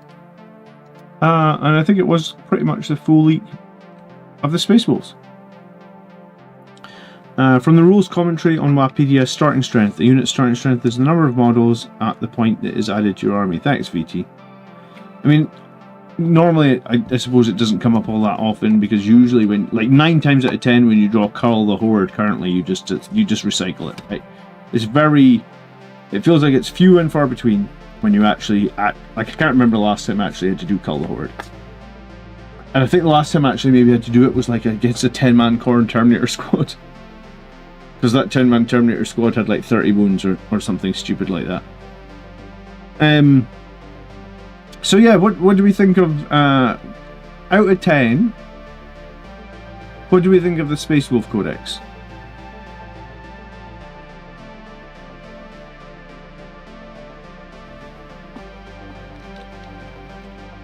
Do you know what combo I actually kind of like the look of?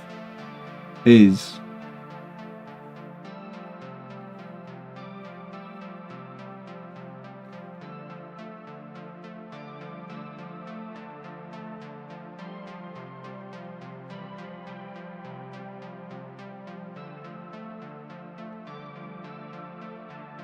Bjorn the Fell-Handed in Iron Storm. Can you imagine that? So when the enemy shoots Bjorn, see the tech priest next to him, the enemy shoots him. He drops below half wounds. You use that stratagem to shoot when you are dropped below half wounds. So you rapid fire 2 your Hellfrost cannon, which hits on 2s for flat 5 damage, and then you just repair them back up. Better than the Blood Angels one, that's for sure, says Pound. Is there ever a reason to take a mastercrafted sword and flame over a power fist and plasma on assault intercessors?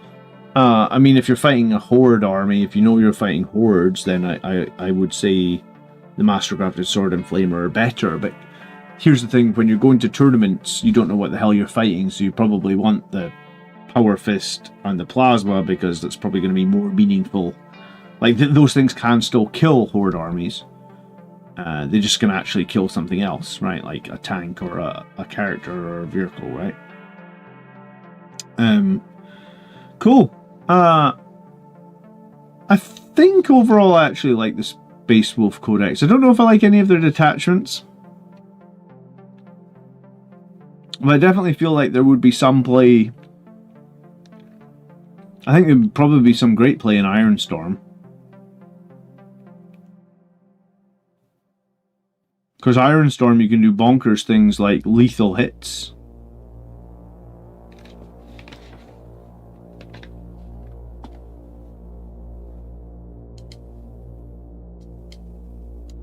Maybe those maybe some of those, yeah,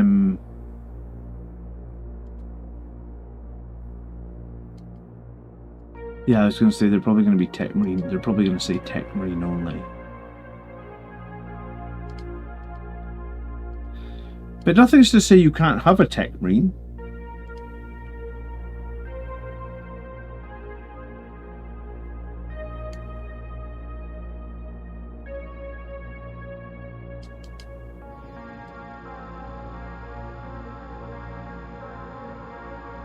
Yeah, like, could you take a Tech Marine, give him this enhancement, target Orguratory Web, and throw lethal hits at one of the named characters that you also throw Rapid Fire 1 at, for example. Or a Redemptor Dreadnought, you throw lethal hits and Rapid Fire 1 on.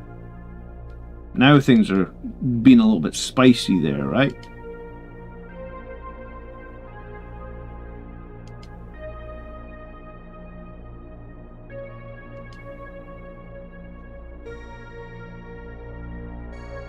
The keywords are the issue. Space Wolf characters can't lead normal Adeptus Astartes units. But is that a problem, right? Could you not just have some Space Wolf characters leading some Space Wolf units, and some Space Marine units leading some Space Marine units, right?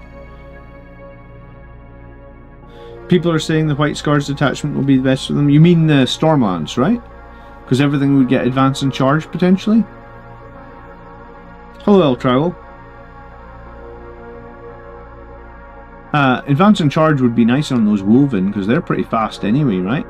And then and the Woven don't really need +1 to wound or anything, because they are... Oh yeah, advance and... Stormlands would be pretty nice on those Woven, actually. You could probably put 10 of those Woven in a Stormraven as well, right? Kev, are you still here? Bring me 10 Woven to work tomorrow, and I will buy you a coffee.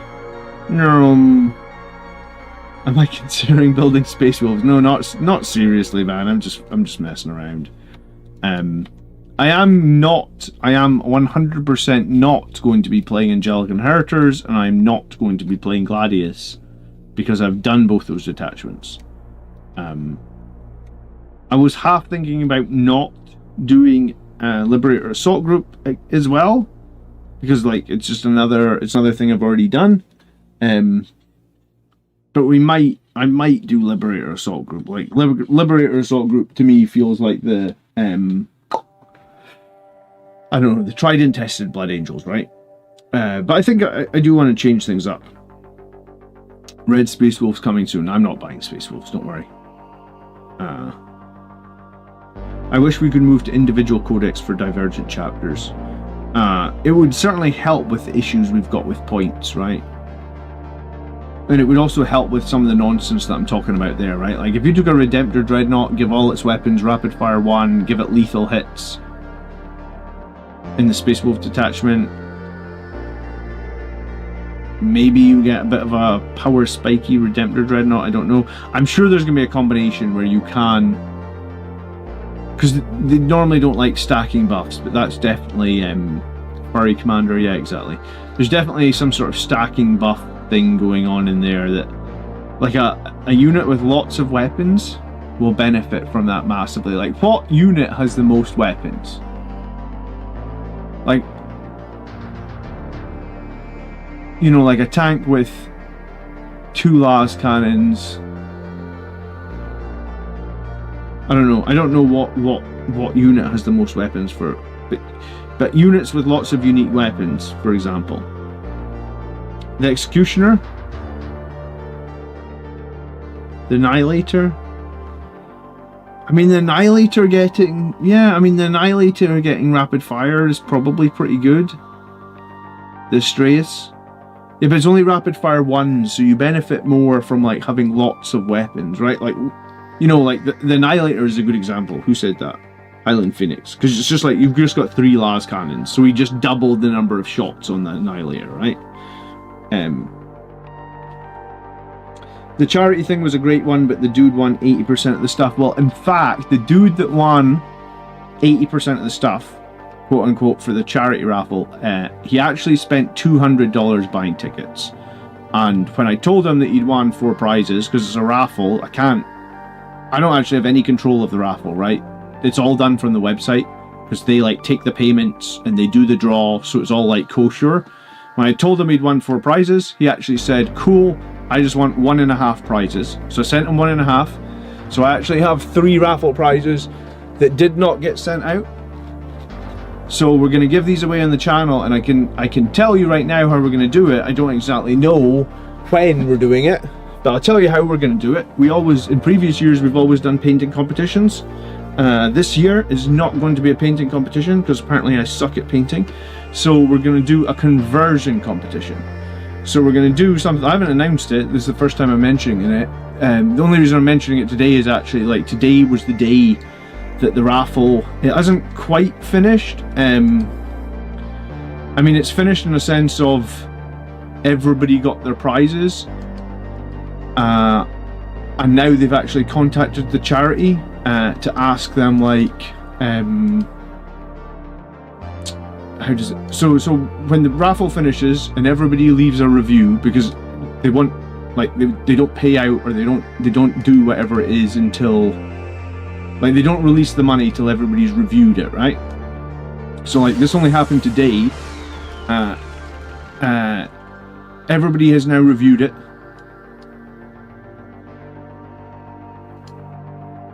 Right, so everybody's left like a 5-star review. Everybody got their prizes. So they now contacted the charity to get the money to them. I think it's going to be a little over $2,000. I'm waiting for a final amount because when I do a final amount, I will announce it.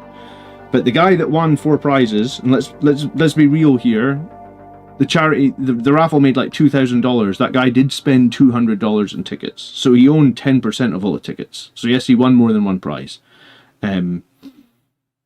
He didn't want all the prizes. Good for, you know, like he was very happy that he'd won them all, but he was like, I bought the tickets to support the charity. I didn't buy the tickets to win all the prizes. So he literally left me half the prizes. So we're going to do so once I have the number, so I can do like a post that shows like, here's the charity getting like $2,000. Thank you for everyone for entering. The caveat of that is, the remaining 2.5 prizes, which is about $100 worth of Crimson Lord stuff, maybe slightly more than $100, we'll give away for free on the channel, and it will be whoever can do the coolest conversion of a Blood Angels model, and it can be anything, right? Like we've done this before with painting, where I'll set up an email address, everyone can send in their photos, we'll give it like a month, and then we'll pick, right? So this is the best thing that I can do, Daniel. I did actually email the charity saying, can we redraw? You know, like one guy has won 4 prizes. Can we redraw it? And they basically said no. And I can prove that to you, because I emailed them.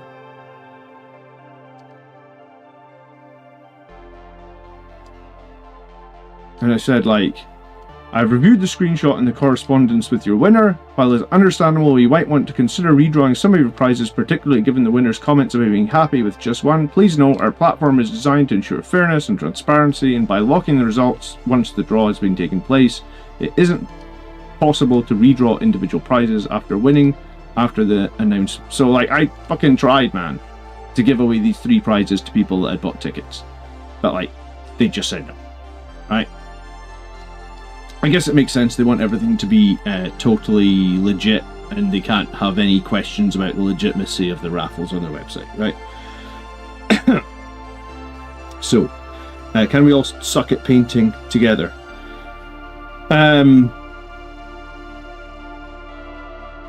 Yeah, no, but I really suck at painting. Like, so we're gonna do a conversion thing. So, computer says no, exactly. I think it'll be cool. Every year for the last few years, we've done painting tournaments. My channel literally started with me doing conversions, because I think I'm better at doing conversions than I am at painting, right?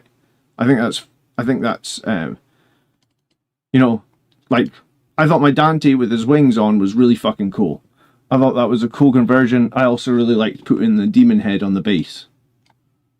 You know? So, like I just snipped his horns off. I didn't know what I was doing. I've never done a demon head before. So we'll do, basically what we'll do is we'll take those 3 prizes. We're going to make them into 2 prizes. They'll both be something like $50. We'll give it away. Conversion contest. Time for my sanguinary heroes to shine. Exactly. Hounds of Mordecai. Oh no, we're Hounds of Mordecai are how do we say this? They're disqualified from the conversion tournament for just being too cool. What are we converting? You convert whatever the frick you want. That's the point.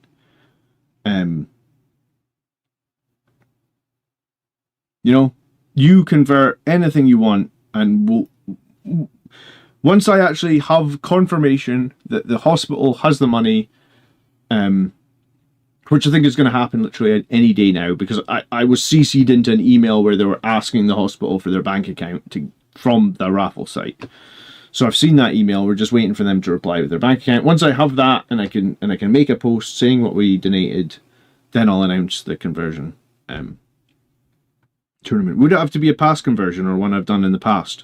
Well, I'll open it for a month. So if you've got one that's really cool, you could probably submit it. You probably have to put your name, you'd probably have to put your name in a bit of paper in the photo so we know it's your model and one you didn't just pull off Reddit though, right? We will all be winners by getting to see cool models. Well, that's kind of the point, Pound, in it.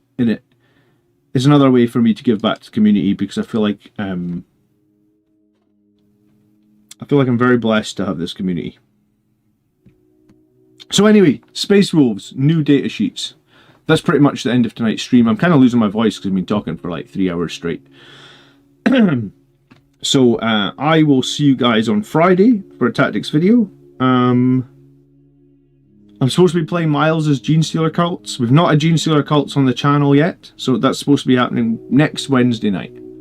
I didn't play tonight because I was honestly a bit tired after playing 5 games this weekend, and I want to build a new list anyway.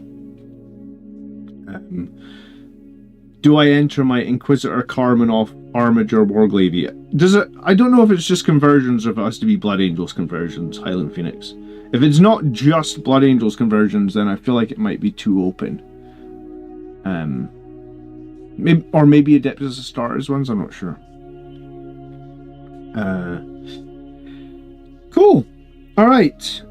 Can Space Wolves not get Desolation Marines though? They can get Desolation Marines, yeah. The issue that people were saying is if you put them in Impulsor, only one weapon can be added to the firing deck. So you can't add both the crack missiles and the indirect fire. You would have to choose one. Do I have a special Dante? No, it's just conversion. It's actually the Firstborn Sanguinar wings. It's not all that difficult. I just glued them on.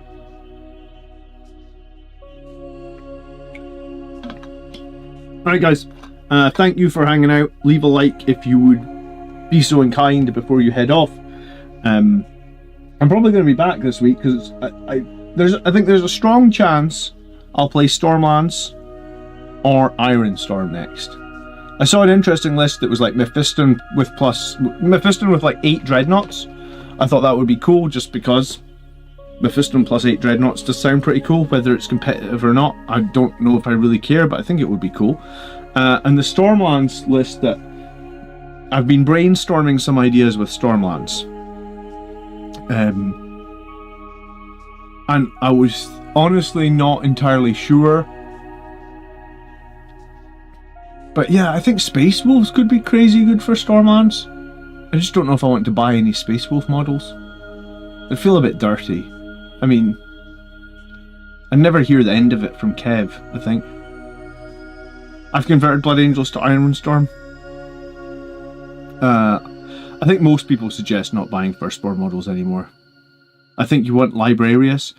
I don't know if I think Librarius is a very good detachment. I think I might be just done with the sort of like character detachments. I guess that's what Angelic Inheritors is. It's like everything benefits from being with a character. And it's fine, but it's also quite restricting, right? I think if I was going to do Stormlands Serenade, though, I'm just doing batshit crazy stuff.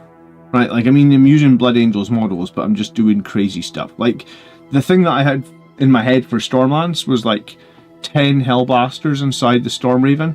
Because you can give them sustained. So you just fly the Stormraven into a really obnoxious position, unlock the 10 Hellblasters, to be fair, I painted Hellblasters like 5 years ago, so maybe it's just the fact that I've got the models. They're 5 years old. They've never been played with, and I think I could make something quirky. But we'll see. We'll see. I haven't really decided. Do you know what I'm going to do? I'm going to do a community poll. So I've got my video coming out on Friday about the state of Blood Angels and the current competitive meta, whatever you want to call that. So that'll go out on Friday. And then on Saturday I'll do a poll asking you guys what detachment you want me to play next. So how about that? So you can leave me a comment this weekend about what detachment you think I should play next. Guys, have a great evening. Thanks so much for watching. It's been really nice talking to you all. I missed you this weekend actually, but I was just too tired with the GT. I'll break down all the GT games over the next week as well. I just wanted to cover the Space Wolves to see what they would do, because I'm sure I'll be playing Space Wolves, like I'll be playing against Space Wolves in some tournament in the next 3 months, and I don't want to go into the tournament and be like, what the hell do these guys do? Why not just use lag? Well, I could, right? I mean, I think if you're just looking for the strongest, simplest answer, yeah, sure, lag. But I've been playing. I think I'm a change man. Like I know what lag can do.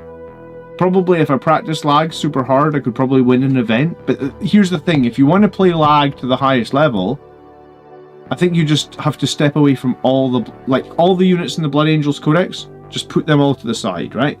Like if you want to play lag to the highest level, you want like 18 Blade Guard, you want like 20 or 30 Jump Intercessors, you want Scouts, Outriders, Ballistas, Dreadnoughts, and Pulsars. You don't actually want anything from the Blood Angels Codex.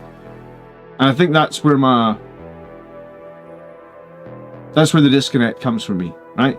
Like if I'm not able to play the units in the Blood Angels Codex, then why not just play something completely different anyway, right? Guys, I'm gonna leave, or I'm gonna speak to you all night. See you Friday for the tactics video. Have a great evening. Thanks for watching. Bye bye.